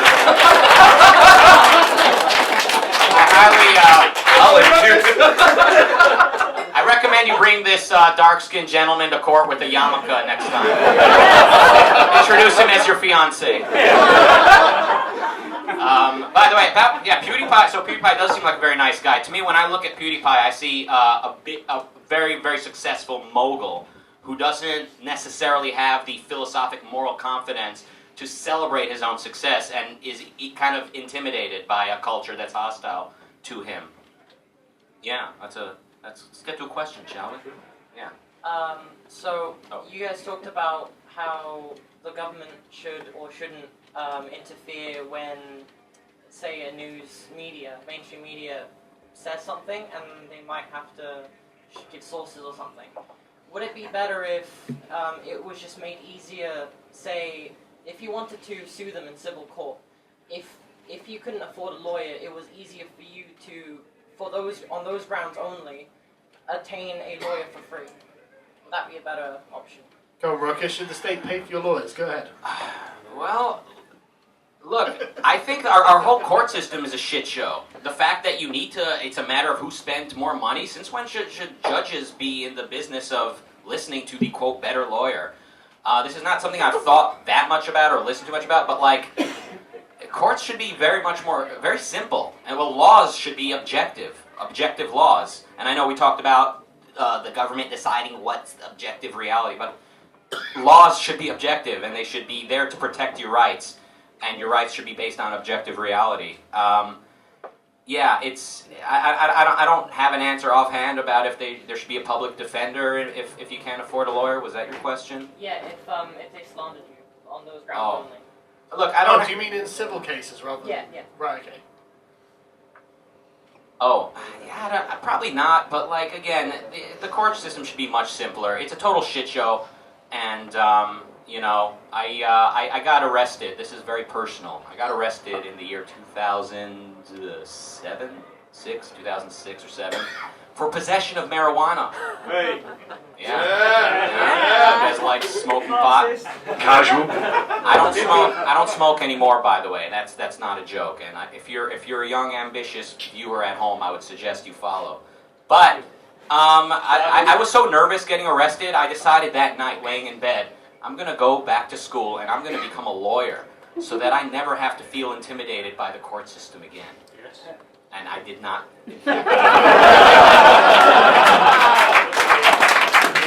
Imagine if I was a lawyer. I'd be giving it to you. Okay, to defend me against tequila. Alright, got a question? Yeah. So we are all putting hope in Jacob Rees-Mogg. He hasn't spoken about Lawrence Sutter, he hasn't spoken about Brittany, he hasn't spoken about Count Dankula. Yep. What if we are wrong? And furthermore, I'm from the Eastern Europe. This is looking like Soviet Union, like so fast. Where do we draw the line? And how, like the gentleman over here asked, what do we do? Like, it's about time. It was like 10 years ago. It's about time we start doing something. Like, we really have to start doing something. What if you're wrong about Jacob Rees-Mogg? He gets to power and nothing changes. I could be entirely wrong. I just haven't been given reason to think that I'm wrong. But like I said, Lauren, Brittany, he hasn't spoken out about any of this. And he actually spoken out. The abuse of women online is just unacceptable. He actually spoken out, like, what's her name? Lines? Jess Phillips. No. Come on. Nobody gives a fuck about her. You know what I mean? What's her her name? You already forgot. The evil witch.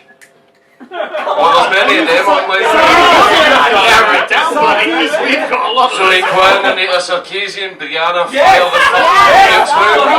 He sounded like her. He sounded like her. He said, "Oh, Did he? abuse of women online is unacceptable." There's a video of him online saying this. Okay, so the main problem that we have is that there is a dominant progressive culture, and people who deliberately flout the norms of this culture are pilloried in every way, shape, or form. We are kind of like the coalition of heretics.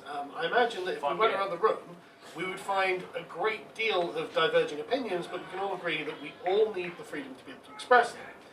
This is the one thing that really unites us all. And it really does unite anyone who doesn't agree with the progressive hegemony.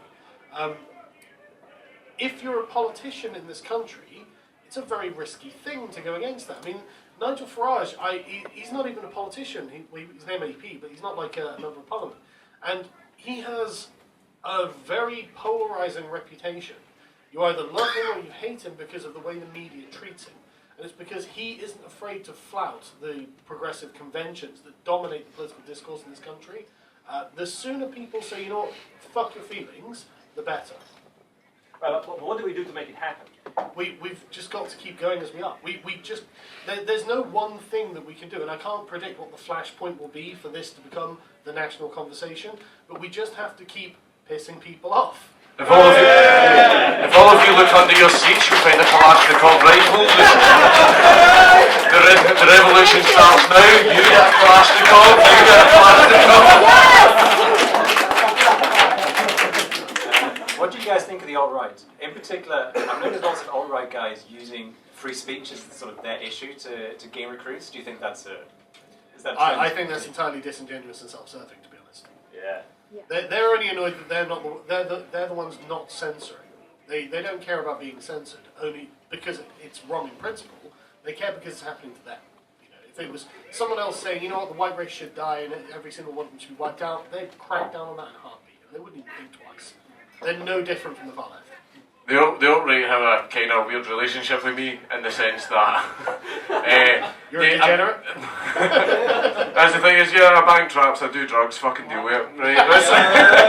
But it's like the problem that they have with me is that they think I don't know about this. Like I know all the big alt-right accounts and stuff like that, and I know they all have a bet going on with each other about who can push Dankula over the edge. Who's gonna finally be the one to get me to like bang my fist down and go, so that's the fucking Jews did this.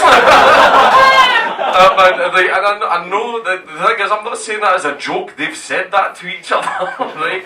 And it's just like I treat them as a meme. I don't treat them as anything serious at all. I was actually in a argument the other day on committee with Godwinson. You know that fucking freaky faggot that followed him around. Yeah, the guy that literally followed Sargon around and filmed him for an entire day, even while he was trying to buy a Mother's Day present for your mother, was it? Yeah. See if Sargon ever goes missing, give the name Godwinson to the police. Right, man, because that was just next level fucking creepy. And I had an argument with him, and this is just some of the stuff that the alt-right believe, I just don't know where the logical route for it is, because we were discussing things like the concepts of liberty, constitution, stuff like that, and he turned around and says that the ideas themselves of constitutions, liberty, freedom of speech are exclusively white ideas, and literally only white people could have come up with them. You know that, man, because they would never have developed independently on their own. And he turned around and said that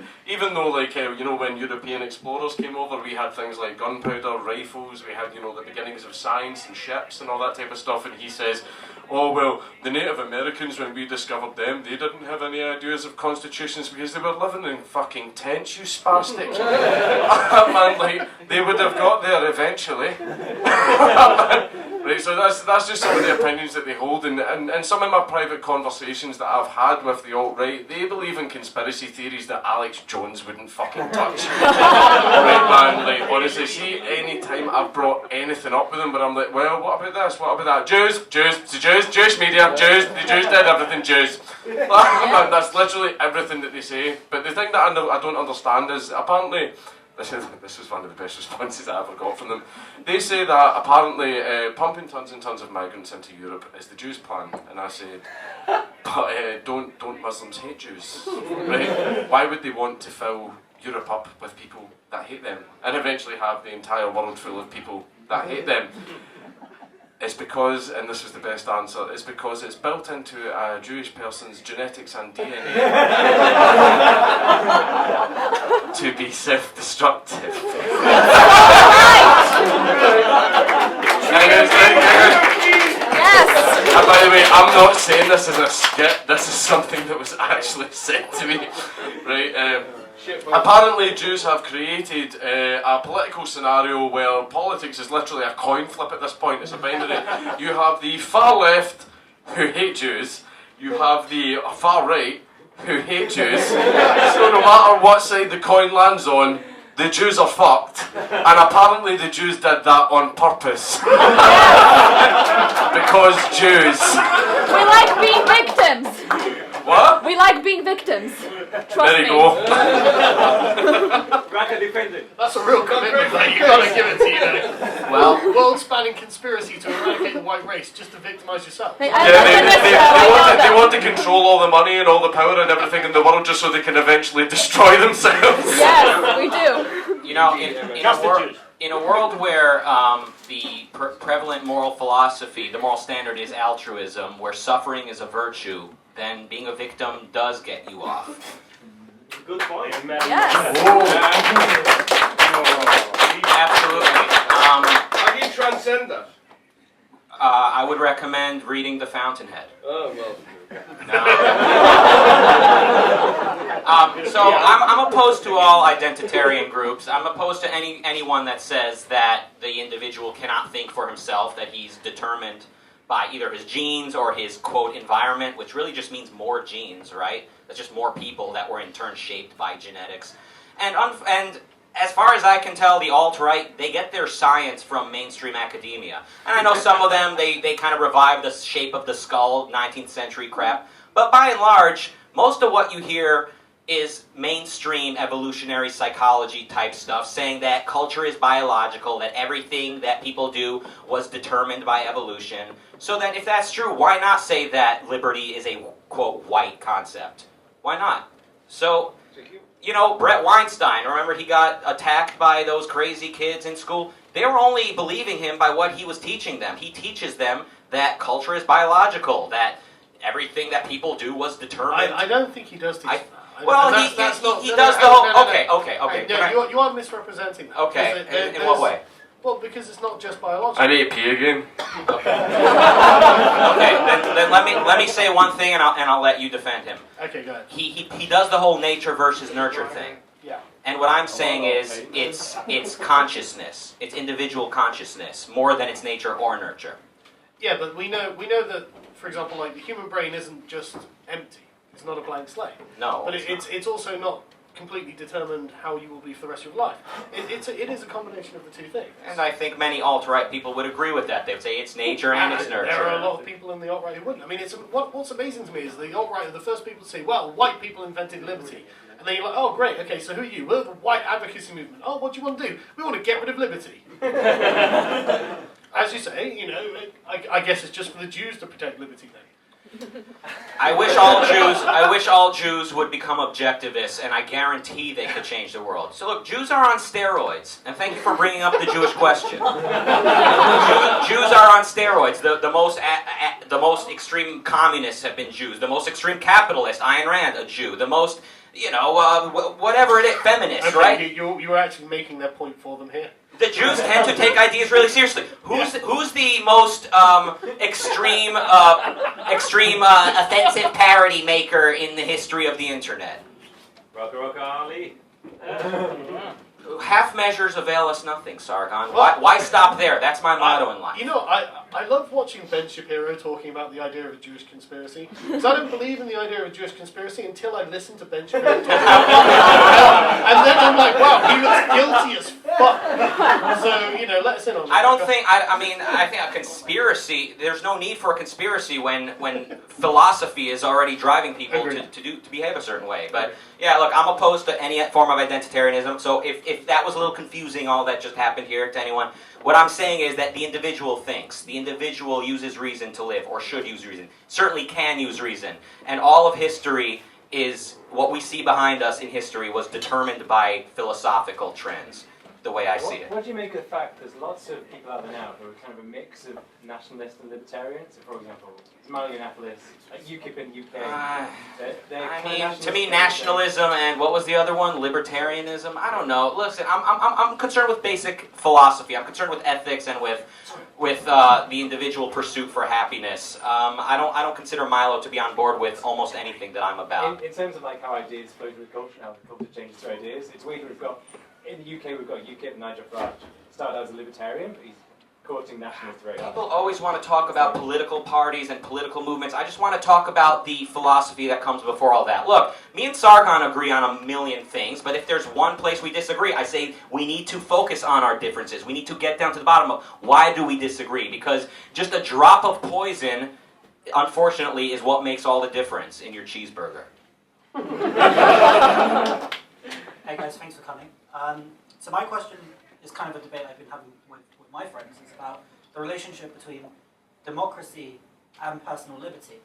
And I wrestle with the idea that democracy is a weakness to personal liberty in the sense that people can vote when they're offended to stop free speech, as what we can possibly see in the future. And so my question is democracy a threat to free speech? And if we are to uphold democracy, how maybe a sense of national identity is necessary to make sure that people have a sense of values to get behind when they go to the voting booth. Okay, so this is an interesting point, because this is the argument for Britain needing a written constitution, because in the United States it's prevented. You can't vote against someone's rights. That's the point. You can amend it.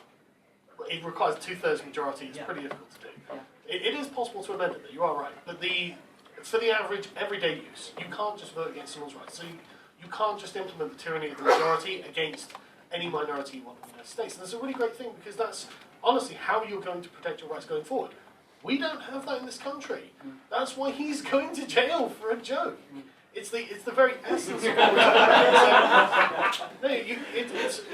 It's a great point, and it genuinely is. It just underlines why we need a written constitution.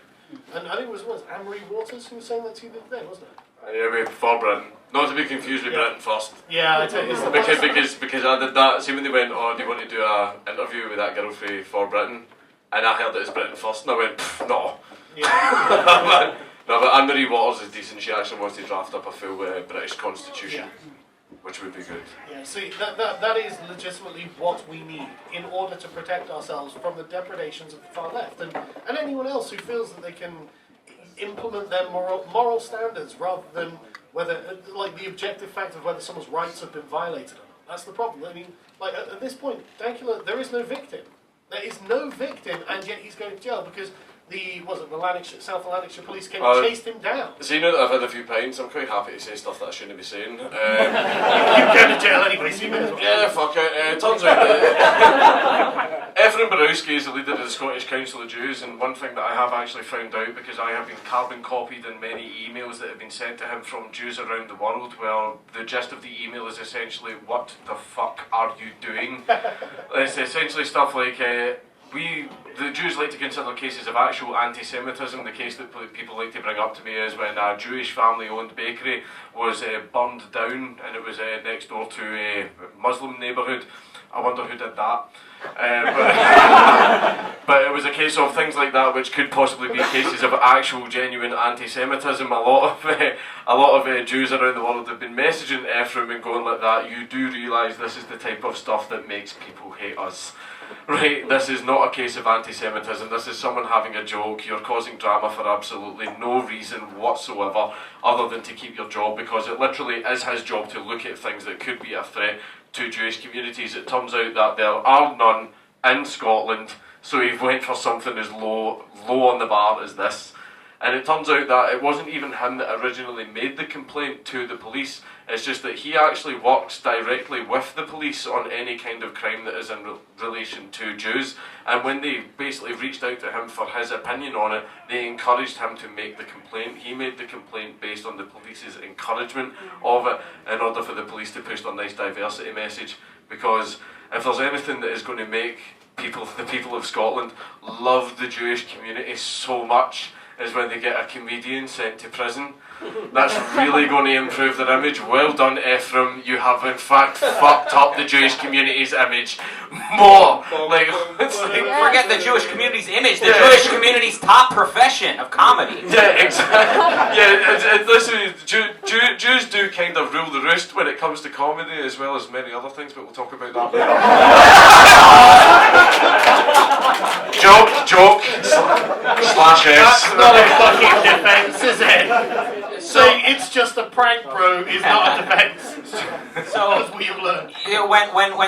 When the individual is not seen as an end in himself, then it becomes about the group, and then what the leaders of the community have to say is all that matters. So yeah, those certain people that have chosen to condemn you, Dankula, they speak for all Jews. That's literally what he said. Apparently he speaks for every single Jew that is in Scotland, and I'm amazed you had time to talk to them all. You know, it's just like you got Jesse Jackson and Al Sharpton speaking for all blacks. You've got Sargon speaking for all quadroons. That's it. Nicola Sturgeon does not speak for all Scottish people. Please be aware of that. Please be aware of that. Not all of us think that money grows on fucking trees, right? No, it grows in England. With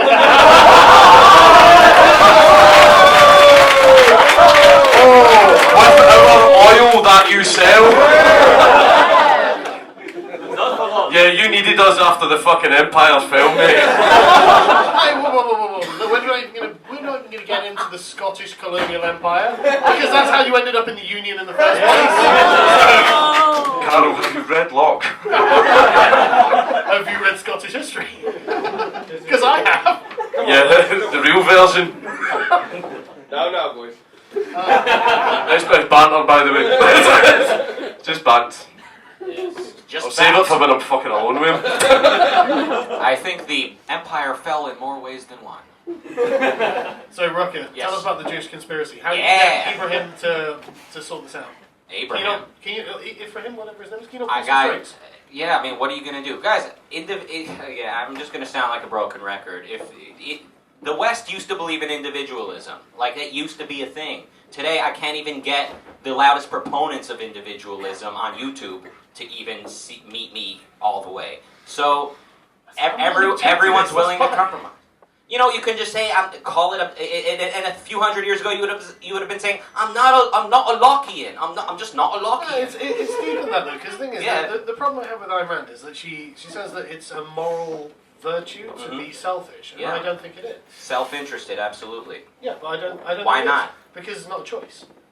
Okay, all right. Is it self-interested or selfish? Either one's fine. The virtue of selfishness was the title of one of her books. But basically, you don't have a choice but to be self-interested. That's not true. It is. What about people who kill themselves?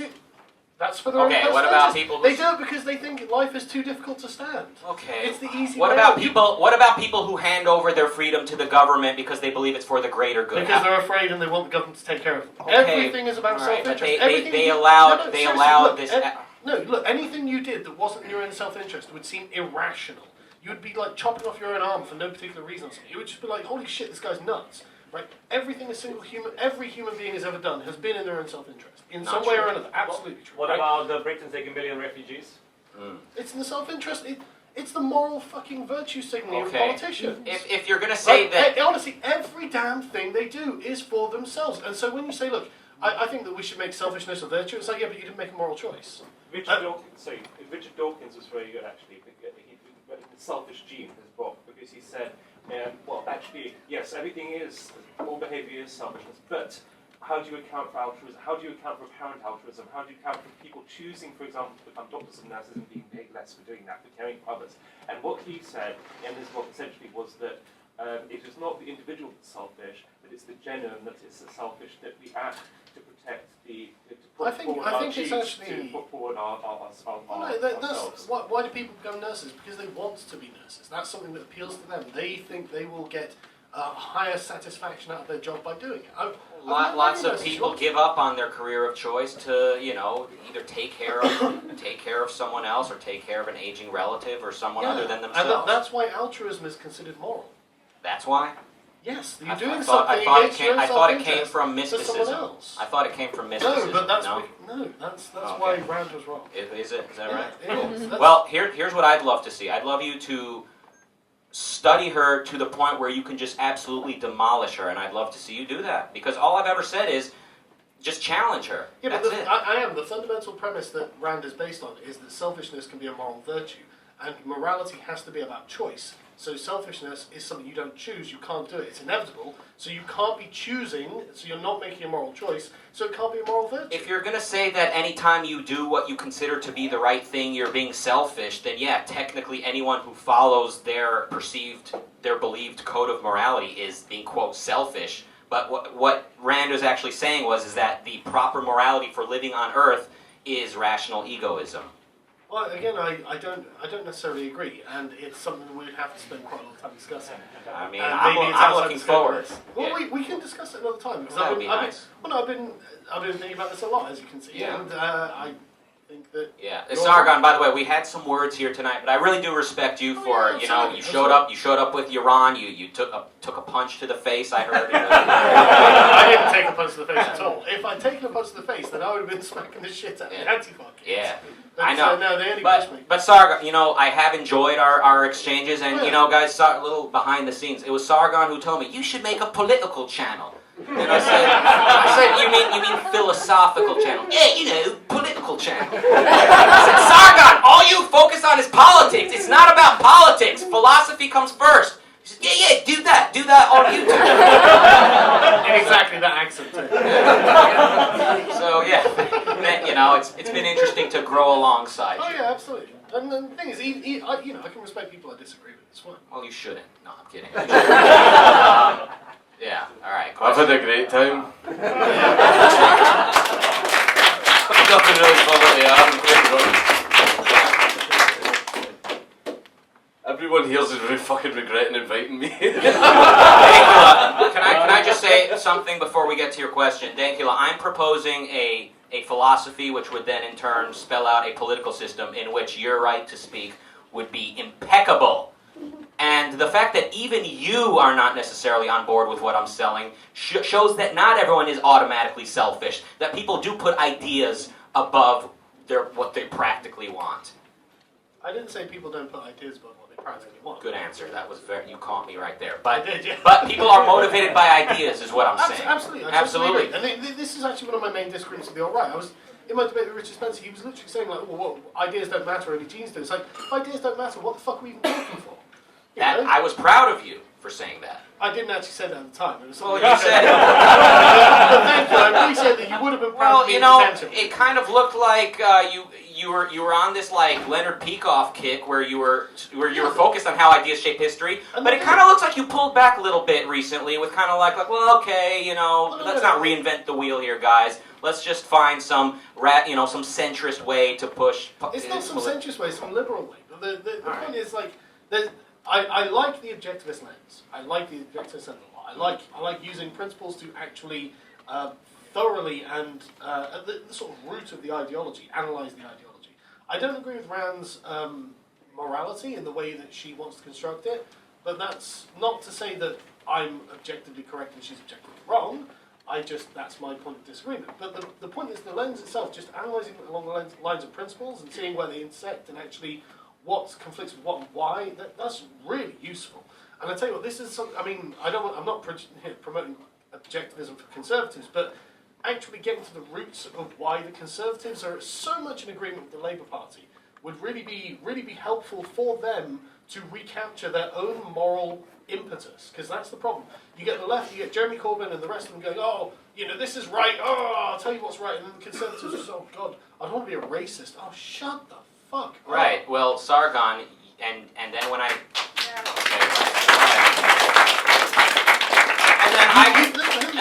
No, but for real, Jeremy Corbyn's a cunt, man. Yeah, he... Call the many, not the Jew. Well, Sargon, you say conservatives are afraid to be called racist. Well, I could say you're going, well, I don't want to be an egoist. Like, I don't want to be too individualistic. Yeah, but that's different. But the thing is, like, the problem with the conservatives is they don't even agree with the left's definition of what racism is, and yet they will sit there and go, don't call me a racist. It's like, no, you attack them at the very base of what they're saying, the root of it. So if you say, right, racism is power plus privilege, as a conservative, you'd be like, that's not what racism is at all. In fact, the far-left SJW-style Labour Party now, I don't even agree with the definition of the words you're using. So don't even start talking to me about, 5 steps down the line when we haven't got past step 1. And yet they don't. None of them seem to want to have the courage of their own convictions, and it's embarrassing. Genuinely embarrassing to watch them do this. And that's why I like Mark. He's the only one who seems to be able to make a principled argument for anything. I'll have to look into this guy. I mean, he could be a diamond in the rough. Or at least like a fake diamond. He's a hell of a lot better than most. Can I say one thing about Mog though? He has, in the past, I don't know if he feels the same way now, he said some things that I don't like about, I'm sure he has. About the gays. Well, he's a Catholic. He's a Catholic. He has to. Or he can't be a Catholic. Right. That's the thing. And that's the age-old dichotomy. Like, see if he ever did actually come into power and he says, hate those gays, by the way. but he was completely fine with their right to marry and, right to be gay and stuff like that, then yeah, whatever, I'm absolutely fine with that. As long as he just leaves them alone. I don't know the Mog fan club here, but he has actually said that. Yeah. He actually has said, look, abortion, gay marriage, obviously he's very Catholic on it, but he said, look, these aren't policy issues that these are questions that have been decided by the British public. These aren't my positions, and this is my personal opinion, not my public opinion. So, okay, fine. Like I said, I don't want to be just like a rabid defender of him, but he has actually said these things. That's fine. And so it's like, okay, well... See if he's just gave his opinion on it, but he says, but I'm going to leave it the fuck alone, then that was exactly it. That's fine. So I began tonight by bringing up rights, and that rights are requirements for living. And, in the age of reason, they couldn't quite come up with the source of rights. They couldn't quite tell you where do these rights come from, and ultimately the thinkers of the time, I believe, my understanding, they concluded, well, they come from God. I mean, basically, you're God's property, and to violate your rights would be to violate God's property. And today we're still at a point where a lot of the people who are sticking up for something like capitalism, which is based on individual rights, they are religious. And then on the other side, you've got people who can't quite bring themselves to stick up for rights all the way, but because they can't swallow God. And that's why I'm saying that you can believe in God, and you can believe in rights that come from nature, and do not entail any mysticism. I'm not sure they do believe they come from God. It's just that they believed at the time that God created man, but they were inherent within man. They were inherent within you, and it required an outside force to take them away. But they needed some deity. They needed to be deists. Yeah, but they were writing 300 years ago. I mean, give them a break. Well, yes, I will give them a break considering what they did was remarkable. However, the chink in their armor was the fact that they couldn't quite tell you where rights came from other than from God. Yeah, but they didn't have the theory of evolution. They didn't. Well, you need to be able to explain the origin of man. Yes, but what they had was the understanding that a person thinks independently and must reason in order to live, which unfortunately many of today's so-called evolutionary psychologists don't believe. They don't think an individual thinks independently. Honestly, I think you're mischaracterizing a lot of them. I'd love you and me and us to explore this further. I think you're wrong about what I'm wrong about. That's fair. Yeah, I think find me one evolutionary psychologist who is not religious at all and does not. I think he's atheist. You're not letting me finish. Find me one evolutionary psychologist with no belief in God who believes in free will. Okay, yeah, I think Hyde believes in free will as well. Free will doesn't exist. I'd like to see. I tell you what, that. So he into the free will question. So hold on, it's an important one. It's the ultimate. I agree. So he believes. You're saying he believes in free will, but he thinks that all of your choices are just rationalizations for your intuition. It's not that they're just rationalizations. It's that okay. So Hyde believes that basically your emotions are what drives you, and your rational mind is basically like a lawyer for your emotional mind. So you do something, and then afterwards you have to explain why you did it. And so you have to kind of... And that's free will? That's what people do. I mean, study... They just act without thinking or deciding what they're going to do? That's exactly what you're doing right now. I'm not thinking. I'm not thinking about what I'm going to say. Yeah, absolutely. You think about it after the fact. You make the decision. Okay, what you're describing is not free will. What you're describing is antithetic to the Enlightenment. Well, That's all I'm saying. You don't have to agree with me, but we need to agree that... Listen, I'll explain. Count Dankula is like a net and a tennis match. Mommy and Daddy. I'm quite drunk, man. I don't give a fuck. I'm going to jail. Can we get Ruben back here? Guys! Oh wait, you can see that. I felt bad for him on that bloody podcast. But anyway, it's not that people can't be rational. The problem is that people are people, and people have emotions. And so, but as soon as you have emotions, you're an emotional being, you have to take that into account, that affects your judgment. And it's not that you can't use your rational mind to change your mind, and you absolutely can. You just have to be in the right kind of emotional state. And in a public setting like this, nobody's in the right kind of emotional state to change their mind.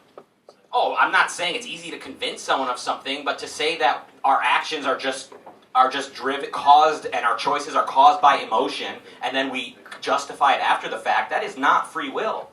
Yeah, but it's not, you're right, but that doesn't mean that people can't have free will. They just have to be cognizant of what they're doing, basically. All right. They heard you, they heard me, and they can decide who they agree with. Isn't that beautiful? It's amazing. All right, you have a question. Oh my goodness, I feel like I can't follow this discussion. Please. Oh, don't worry, neither can I. Take us I want to just get back to what was happening to Dankula in our law. So your man over there talked about representation in the law. The law is wrong. I think most people here agree that the law is arbitrary, it's ridiculous, who gets to decide what's expensive, etc. But I come from a legal background. I follow a lot of barrister bloggers on Twitter, and somebody earlier rightly said what a mistake it was to convict you, and then blah blah blah replies. Of course they had to signal their virtue and saying, well, you know, even if he wanted me up there in Scotland, I wouldn't represent it because of what he said. And it occurred to me, it's like, well, you've spent your career representing people who have actually probably hurt other people, like physically a lot of the time, because that's what you do, you're a criminal defence barrister. And it got me thinking, it's like, ultimately, we can talk about the principles of the law, we can talk about changing the law, but the eyes of the law are human eyes. And our human eyes are conditioned by what we see in the mainstream media, if I use that phrase, and what we see from those around us. And what can we do when even people I respect, and I do respect this blogger, I really do, most of his content is amazing. It's the first time I really questioned him, and I think... I can tell you what to do. You need to shame them. That's what you need to do. You need to shame them for being spineless pussies and letting a bunch of far left nonsense tell them how to behave in public. You So I was watching a podcast the other day with Tim Paul, and he was talking to the MythCon guys, saying, so when I first met Sargon, I thought he was a dick. And I was like, you're damn right I'm a fucking dick. Right? Do you think a nice, kind, caring person who's really concerned about the opinions of other people can stand up against this kind of mass social pressure and say, you know what, I believe differently and I think you're all wrong and I think you're bullies when you're doing this? No, it takes someone like me, a prick, to do this. And someone who's an absolute asshole to stand up and make a fucking jerky meme and fucking turn around and say, no, look, this is what you're doing to hold people down. And you have to be brave and you have to be fearless in the face of this. I wasn't trying to do anything noble, I was just trying to be a dick. You were trying to be a dick. I'm just a shit poster. You're right. Be a meme and keep a team. There is a time and place to be a dick. There is nothing wrong with being a dick when the circumstances call for it. And sometimes the circumstances call for it. Just know your time and place. That's what I'm saying. But you've got to shame them and point out that they are being absolutely cowardly. If they believe contrary to what they say in public, then they're a coward. Yeah, stick it.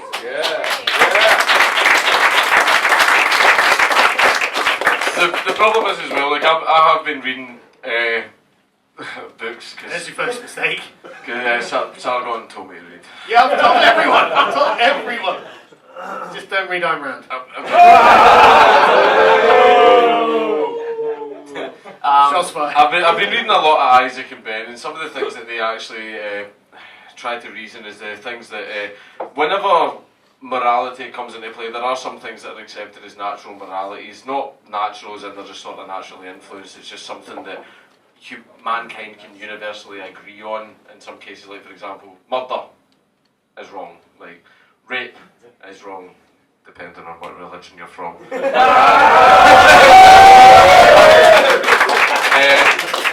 Stealing is wrong and lying is wrong. Things that can be universally agreed upon, because for some reason, in order for everyone to get along, we naturally went down the road of we should try and make things fair.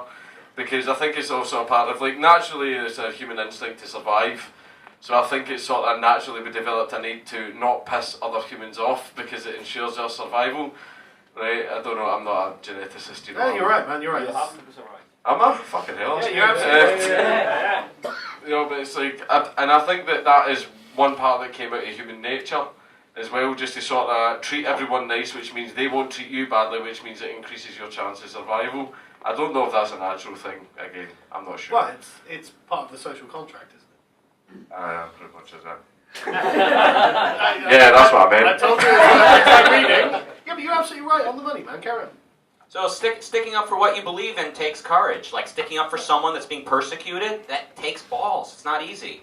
On a much lesser level, I found myself feeling that, or thinking, I should say, that the way YouTube star Logan Paul was being treated was not fair. And there's not an edgy person on earth that likes Logan Paul or wants to stick up for him. But I thought, if I don't speak up for this, then what do I stand for? Am I only edgy when it's safe? And, I spoke out both through spoken word and through song about my thoughts on the situation. And, we'll link to that in the recommended section, I'm sure. This is a question for Sargon. Oh. So, hi. You mentioned the British identity earlier. Yes. And I was wondering if you could clarify what do you think the values, the principles underlying this British identity. I'm actually not going to, because I'm going to do a speech on it, and I don't want to kind of ham-fist it now when I'm 2 beers in. But I promise I will. Was that a fart? What have Did you been somebody doing? just fart? What have you been doing until now? That was you were asking. But yeah, I promise I will do something on it. It's something that I would like to actually really properly flesh out, rather than give you something ham-fisted now. I'll put it on my channel, I promise. Subscribe. We have time for 2 more quick questions. 2 more. I can imagine those will take 3 hours. Yeah, I just want to say that we have this room until 11, but we have security until 10, so if you're worried about Save the spiciest questions for last. I've got some tension I need to take out, please. Go on, lad. It was just a quick question for Mark, really. Obviously, I'm becoming weak, so I think we probably all want to know what's the best way that we can support you and help you through these times. Revolution. Also, see the thing is, I usually go by Marcus because of the reason I'm called Marcus is because of a joke my French teacher made in first year. Right, and anytime I'm called Mark, which actually is my real, no, it's fine. Whenever I'm called Mark, the only people that call me Mark is my mum and dad, so whenever I hear it, I think I'm in trouble. It literally is this Pavlovian response of like, oh, what the fuck now, man. No, but it's like, see, as far as support goes, without sounding too brutal, the guilty verdict was decided before this even went to trial. Like, the police were not going to allow themselves to lose on this. Like, my lawyer defended me fucking excellently. It was worth every penny. But it's like, well, I fucking better hope so. But it's like, it's at the point now where my lawyer gave a fantastic case, and see, with the judge's final verdict, it was literally as if he listened to absolutely zero of anything that my lawyer said, to the point where the judge even went as far as to deny absolute reality, right? So it got to the point where see the judge's response is what convinced me this was decided before it even went to trial. So it's at the point now where I know it sounds bad and I know it sounds quite nihilistic, but there's nothing apart from using what happens to me as an example to make sure it doesn't happen to anyone else. Yeah, that's really negative, man. There's loads you can actually do. Sorry for being emo. No, I understand when you're in the eye of the storm, it's probably more difficult to sort of see what it's like from outside. But no, seriously, like everyone can do this. So, like, one thing that people are, and this goes back to the whole sort of standing up to the progressive hegemony. You'll notice that people are afraid to share stuff on social media, even if that isn't necessarily offensive or anything like that. It's just something that might be poking fun at the far left or the current political correctness orthodoxy. You've got to break that fear. You've got to get around it. Sharing something. I mean, there are loads of things you can do. Email your local MP. You can email the press. You can email whoever you want. You can speak out in your own way. Share a dank meme. Fuck it, man. You might end up going to jail, but at the end of the day, can they really lock us all up? And the answer is probably yes. But don't be a pussy. Look, we will outnumber the Islamic gangs in the jails. But no, seriously, there's loads of small things you can do, and it literally goes down to like comment sections. This is something that I think a lot of people underestimate. It's like having the counter narrative present in every comment section is the reason Vice magazine turned off their comment sections, because they were getting BTFO'd repeatedly on every article they put out saying you're a liar because, you're a liar because. Make sure that people know there is an alternative to the half-truth that they're being presented in these articles. Make sure that people become aware of this. You guys are really like the foot soldiers in this regard. Like when these guys put up an article and there's just, it's full of horse shit, you guys can come in and just correct the record, and these comment sections get read. So don't be afraid. Don't be afraid of these things. And the more people that, basically one thing you can always do as well is connect with each other. Get each other on social media. Because I know a lot of it is about front and appearance. And when like the SJWs pass around a thing about Paul Joseph Watson, oh, this appears to be contradictory, even if it's not. And it's got like 10,000 likes and retweets and stuff. They are doing that same thing. They're making their presence felt. They're like, oh, we've got to show out. We've got to, they call it getting information. And they do this. And they do this because they know it creates a public impression. If a tweet has got like 10,000 retweets, that makes it look like there's probably some truth to that. How do you avoid becoming like them, though? Sorry? How do you avoid becoming like them? Well, that's the only way to beat them, unfortunately. It's like the anarchists saying, oh, well, how do we beat the state by not becoming a state? You can't. You can't, you have to. You have to be sharing things that support your values. You have to be getting involved. There's no other way to do it, because otherwise it makes it look like there's no one opposed to them. What can you do? Right, fair enough. I meant like the mob, the crazy mob mentality. Well, don't become like purity spiral and virtue signalers or anything. Oh, no, there's no chance over here. I think it's more of a case of like, see for example, like the tactics that the far left use, things along the lines of deplatforming, threats of violence, smear tactics and stuff like that to completely discredit a person, or just shouting that golden word, racist, which apparently means that every single thing that person says is now immediately invalidated, no matter what it is. It's just that even though those are extraordinarily dishonest and abhorrent tactics, the thing that is the hugest problem is that those tactics fucking work. Yeah. They really do work, and the fact is we are trying our best to be honest and not adopt those kind of tactics in order to win, but the fact is us wanting to play the game fairly might be what fucking wipes us out. And that's the problem. I don't agree. I genuinely think that if I've maintained my entire career by being honest and intellectually and like maintaining my integrity. And tons of people still hate you, man. Yeah, dude, almost 1 million people subscribe to my fucking channel. I make a lot of money. I think it works, okay? And if everyone does the same damn thing, we can all make it work, but it requires us all to pitch in. And even if it's just sharing something, even if it's just liking something or commenting, that is part of it. It becomes a big sort of network that everyone becomes involved in. And we can make this happen.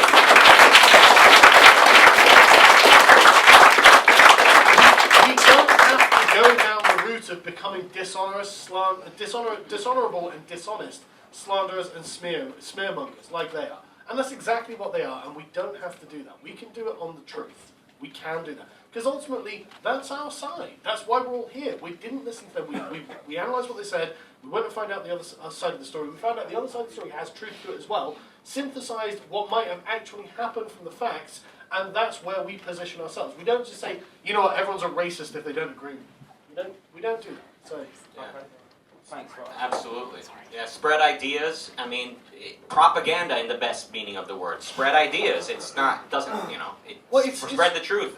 It's true. I mean, like, propaganda isn't necessarily untrue. Right. It's right. You know, that's the thing. Yeah, absolutely. And if you see the judge in Dankula's case, let them know that reason is the way to understand reality, and emotionalism conflicts with justice. Hey, what about appeal? What about appeal? And appeal. What about appeal? I've not decided that yet. I know that I know that the newspapers are going There has to be a going for it. The newspapers are giving it, oh, he plans to appeal, and I went, no, I was thinking about it. We will pay. What?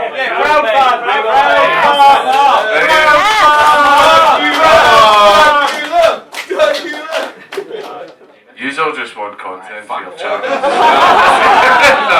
no, but legit, it is something that I will seriously consider, but I kind of just want a couple of weeks to completely unfuck my head, and also, it might be a little difficult anyway to announce it, because I may actually be in jail. So... that sounded grim, nobody laughed there, fucking hell, calm down, it's just prison. It's been a long time. I did say that people will help you if you crowdfund. Yes, you should definitely crowdfund. By the way, last question, we got to get to this guy. So yeah, I have a question for Rucka. Oh, fuck. I heard that you created a biographical sort of documentary about one of the panelists. Yeah. And I was wondering, you were quite dismissive about possibly sharing this with the audience. I'm wondering at the end of the Q&A period. All right. If you guys want to jam out once we call it a wrap, I'd be happy to. Right now, all I can think about is how much I have to pee. Yeah, we have to call it. All right. So you're gonna perform Sargon. Yeah, we're gonna play Sargon. Yes.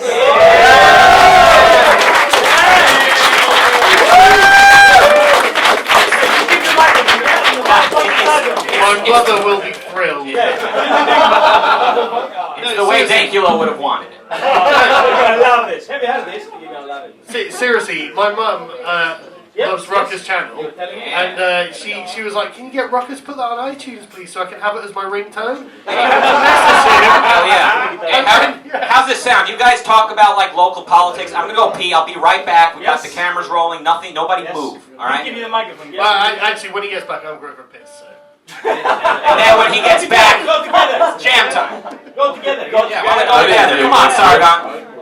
Yeah, you go together. Come on. Do you want I another have had beer? more fun. Wait, Dank. What? Would you like another beer? What? Do you want Doing well. another beer? Is there?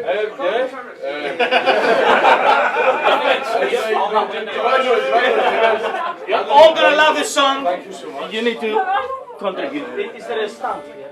I don't know what the microphone.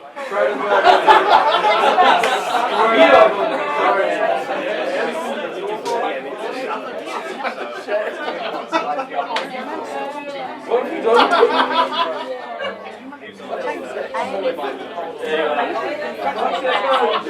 My parents. See, this is how not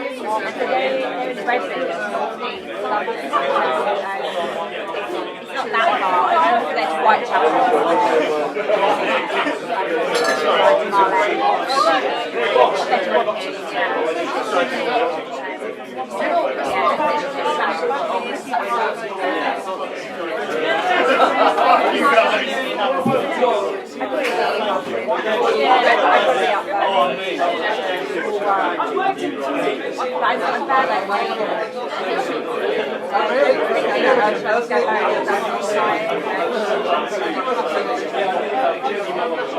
Stories.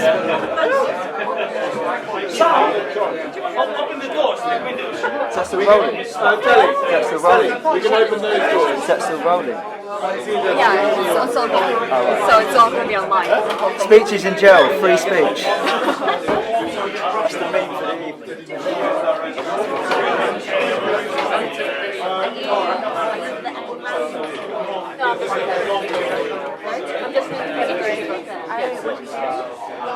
criticize feminism. Yeah, and just do reviews of Russian things. I don't want to miss anything. I'm Ukrainian, but I know Russian. Like, it's really cool. I know full languages. A Ukrainian, Russian, and yeah. I'm a Joseph yet.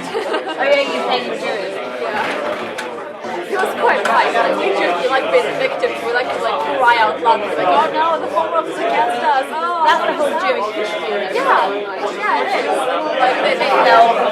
Some people actually like the Holocaust happened. They have something to whine about. Oh,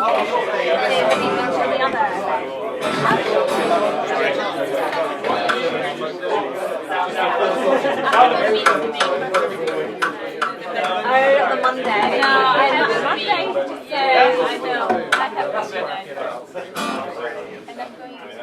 Are you doing your vacation? I really could. 2 weeks. 2 weeks. Hey guys, so who's drinking? Yay! Who's drinking and driving? Now, in America, we say buzz driving is drunk driving. So get fucked up. Yes. Wow. What an audience. Hard to tell. Should I just pull a Michael Richards? Will that get the audience going? He said the N-word. I'm not going to say it. It's a word of hatred. Can we do MIT before that? Yeah, one. I don't think many people would have driven here though. Yeah, let's just play Am I Gay for them. Yes, I mean, we'll start playing it Yes. till they get back. Yeah, that's my favorite. Yeah. Alright, now I hear Sargon. He's just walking away altogether. Let's go for a smoke. Smoke. Alright. Yeah, let's do it.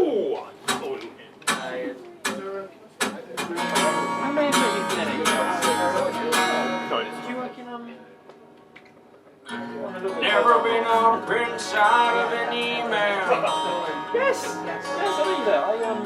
I always thought of my dick as meant for girls, but I just had sex with guys. Now I know what his ass is like. Told you be gentle when you stick your dick in myself. Don't come in me. Please pull out instead. Don't come in me. Now I'm thinking, am I gay? Am I gay? I guess I have semen in my hands, in my ass. I'm a penis. Alright, that's all I got. Yeah! Now I told you that story. Let's tell you this one. I was walking down the street one day when this man stopped me. He said, "You fucked guy." Yeah, I was just trying to make up, trying to be creative, but it got racist really quick. Notice the theme in my life. Hey, dude, I like you. What's your name? Yeah. I'm the guy you asked my name like 2 days ago. I did. It was like ethnic, and I forgot. Sorry. Nintendo. Do you have the Switch? Yeah. Hell yeah, you got the Switch. Yeah, we should have just played the song right away, huh? My different song then. What's the one we found? What other songs? Ebola. I can do whatever I'm white. Yeah. Let's do it.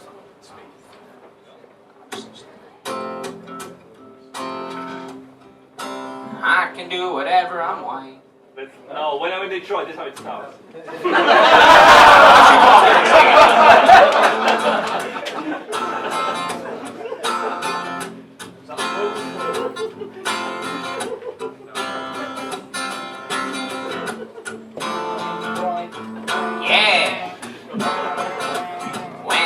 Detroit. I run red lights, the cops don't mind, it's aight. They say you can do whatever you white. Baby, I can do whatever, I'm white. Yeah, I got me some clothes, I dress real whack. Bright white pants and a fanny pack, I can dress however I like. Baby, I can do whatever, I'm white. I'm white. Yeah. Anything I want, I can buy a couple stocks and I sit outside and I drink some red wine and the cops drive by and they shout hell yeah, cause you know that the cops don't care. Yeah, I love me some hockey, I need me some hockey. Frisbee's aight, but it ain't no hockey. Buy me a retriever, listen to Reba, and I could be a stay-at-home dad. Yeah.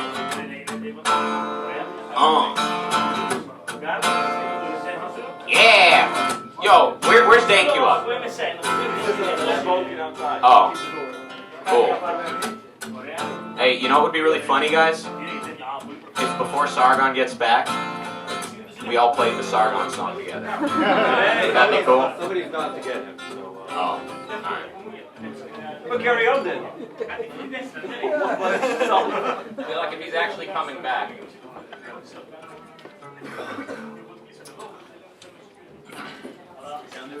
Hey guys, this is James. James, why don't you tell us a little bit about yourself? Yeah, that's what I say. Hell yeah. Alright, Dankula, so I was just telling you, you know what would be really funny? If while Sargon's not here, we play the Sargon song. Just you, me, these people.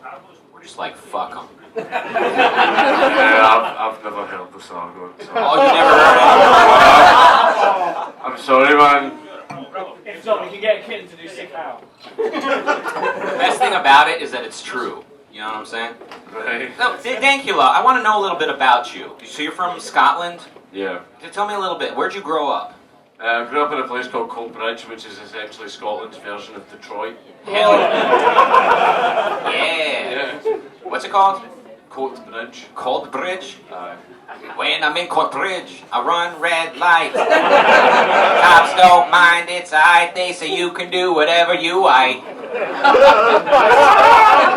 That's cute. Oh man, there's a song that used to be true for you. Yeah.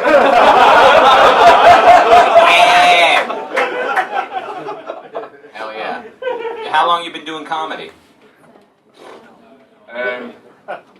I've not really been doing it professionally, like just me uploading that fucking shitpost video kind of propelled me into it. Like, literally, see, none of this that has happened ever, my YouTube channel and all that, none of it's happened by choice. Yeah.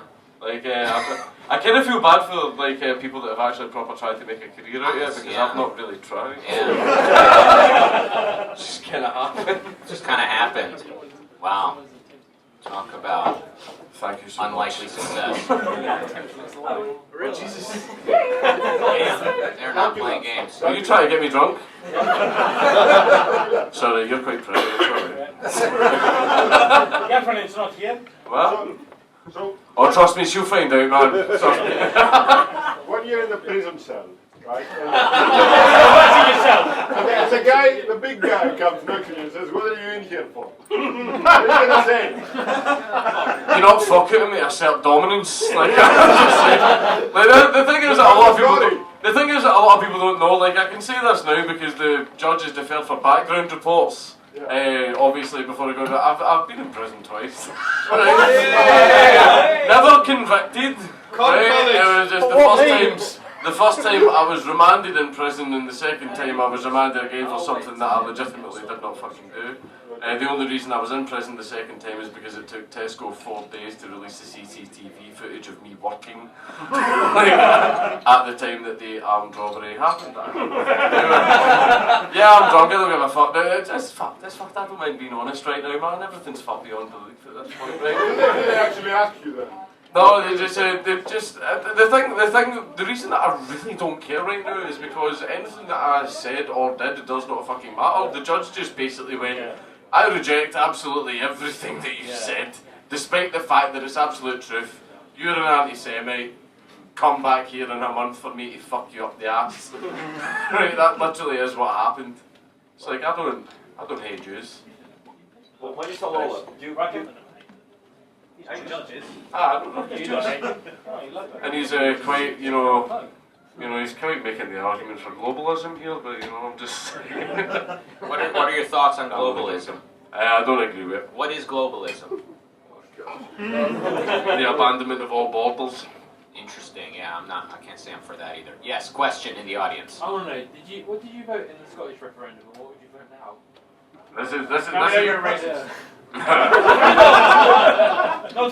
I voted for independence. Yeah, freedom! That's Free freedom. to study English. This is the thing. See, I actually have people that, like, English people that are pure angry at me because of stuff I've said. Like, see how the whole, Scottish hating the English thing, it's a meme, it is just banter and all that, man, that's literally all it is. But, see, the reason that I voted for independence is I would just like us to get as far away from Westminster control. It's just cause see, the thing is that a lot of the problems that have happened in this country are the government's own doing. All they have to do to solve these problems is reverse the things that they have done. Instead, the solutions that they are choosing is solutions that involve the government getting more power. Right? So see, if the government has caused the problem, just stop what you're doing. Just reverse it. But they want to go, no, we need more surveillance, we need more this, we need more laws. Ladies and gentlemen, Sargon of Akkad. The prettier version. Yeah.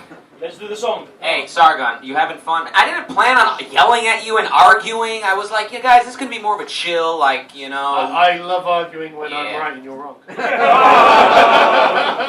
Well, let's see more of it. Guys, I think the people have spoken. They'd like to see us face to face for one true cage match. Yeah. I bet I know somebody that would be happy to host the debate. Okay. Ladles and cradles. I'm happy to give you some. All right. Guys, this song. I just want to point out I'm actually drunk at this point. 2 beers and that's... You can sing now, you can sing. I'm not going to sing, but... Fucking spot the Englishman. Do you want to know something? I haven't listened to the song. Okay, you join in. When we say I'm the motherfucking Sargon, Sargon. When me and Sargon first met, I said, this means I need to write a song about you. And he said, oh no, I don't want to be a celebrity. I just want to smoke my weed. And I said, Sargon, how did you get... I saw Anita Sarkeesian yell at him in front of all his friends from the internet. And I said, Sargon, how'd you get started in the first place on YouTube? He said, well, I made a video about Anita Sarkeesian. And I said, she made you? And now she just yelled at you? That's epic. Kind of, yeah. Well, the thing is, it was a small thing. I was just like, and the thing is, right, if you go back and listen to the video, the quality is ridiculously bad. And I listened to it a little while ago, and I was like, wow, I was so polite. I can't believe how nice I was about all of this when she's calling all men fucking bigots and stuff. True. I was just like, oh, Anita, I think you just don't understand. And she knows exactly what she's doing. I agree. You're an angel. You're a garbage human. Yeah. I used to be an angel. So periodically I would contact Sargon. I would say, yo, so I'm writing this song. It's really coming together. I think it really effectively tells your story. And he said, oh no, why are you doing this to me? That is literally how I sound. Do you remember why are you doing this to me? His mother loved it. Do you remember what I said, Sargon? Not offhand. I said, Sargon, if it's any consolation, it'll be the greatest thing ever created. And it had to be this way. Well, at least it was the greatest thing ever created. True. All right, let's do this. Wait. It begins with fapping sounds. Can someone get up here and rub one out real quick?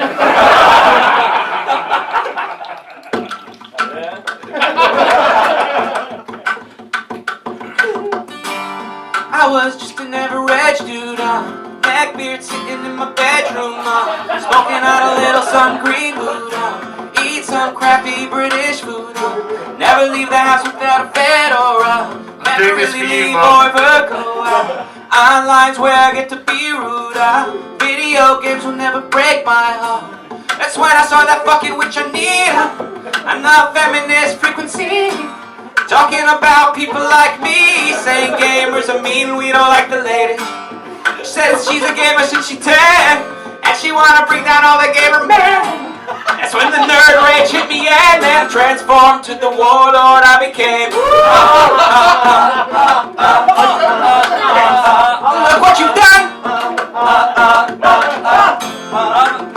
I'm the motherfucking Sargon! I'm ironically gonna beat you up after this. I'm the motherfucking Sargon! Every day women wanna cook me out. Every day YouTube try to take me down. Try to come after my Patreon. It's like I'm taking on a feminist jihad. Martin Luther King by today's child. It's called an Uncle Tom that should get fired. Just feel up mad that I wouldn't rape her. Trevor Noah put a name on a fucking picture.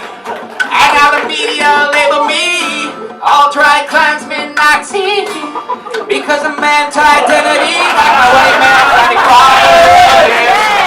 I've been anointed the new face of the defense of Western civilization, mostly defending my brain from integration and defending my neck from a razor blade.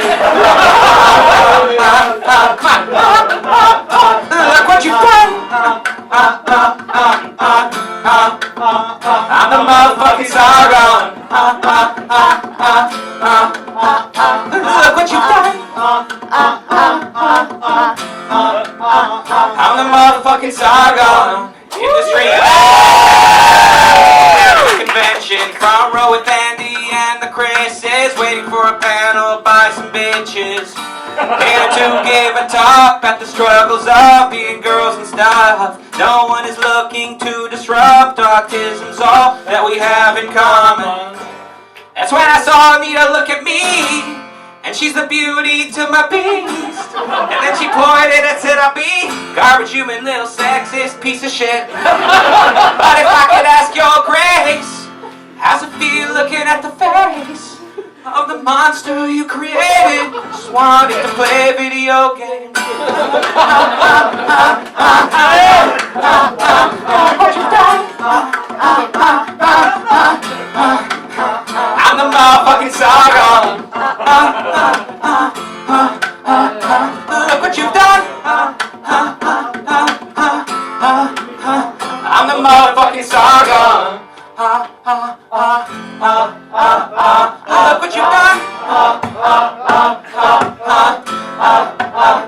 I'm the motherfucking Sargon.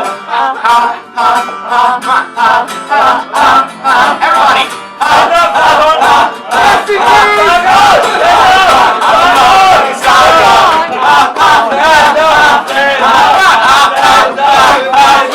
What you done? I'm the motherfucking Sargon. What you done?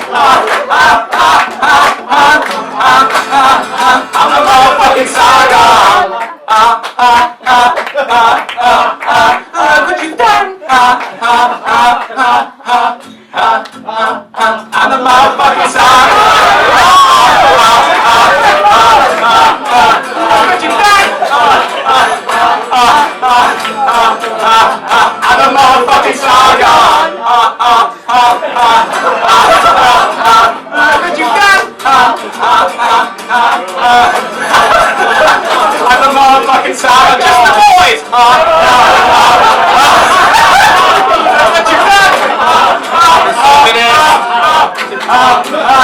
I'm the motherfucking Sargon. Just the girls. What you done? Well done, highlighting the gender disparity. I'm the motherfucking Sargon. Even the feminists are right. What you done? I'm the motherfucking Sargon. Love it. Look what you've done. I'm the motherfucking Sargon.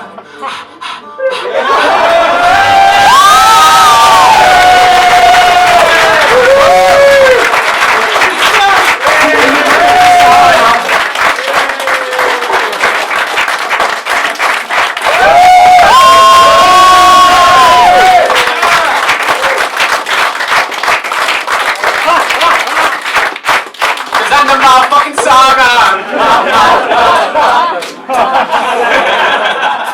Yes. voice. Yes. You fucker. I'm not joking. Check out the video. That's when you got the pinned top comment. Yeah, you commented on the video. I didn't listen to it. What the fuck? That's the greatest thing. You gotta see the video. You're a fucking Power Ranger in it. Oh my god, dude. You're in for a treat when you get home. I'm gonna tell your mom to blow up your inbox. She will, undoubtedly. No, she actually loves that song. Wow. So I legit, she messaged me saying, you get to put it on iTunes, and you fucking did. Yes. It's now her ringtone. Yes. Hey guys, thank you for coming out. I guess we're hanging out for a bit. I don't know if they're kicking us out, but I really do. We appreciate and I appreciate you all being here. I came quite a long way. Sargon came a little bit of a way as well. James, by the way, he's the kind of the man behind the scenes who made this all possible technically with the sound. My man Razi, who moderated, is also he did a lot. He's the man behind the man. Razi organized. Yeah, he's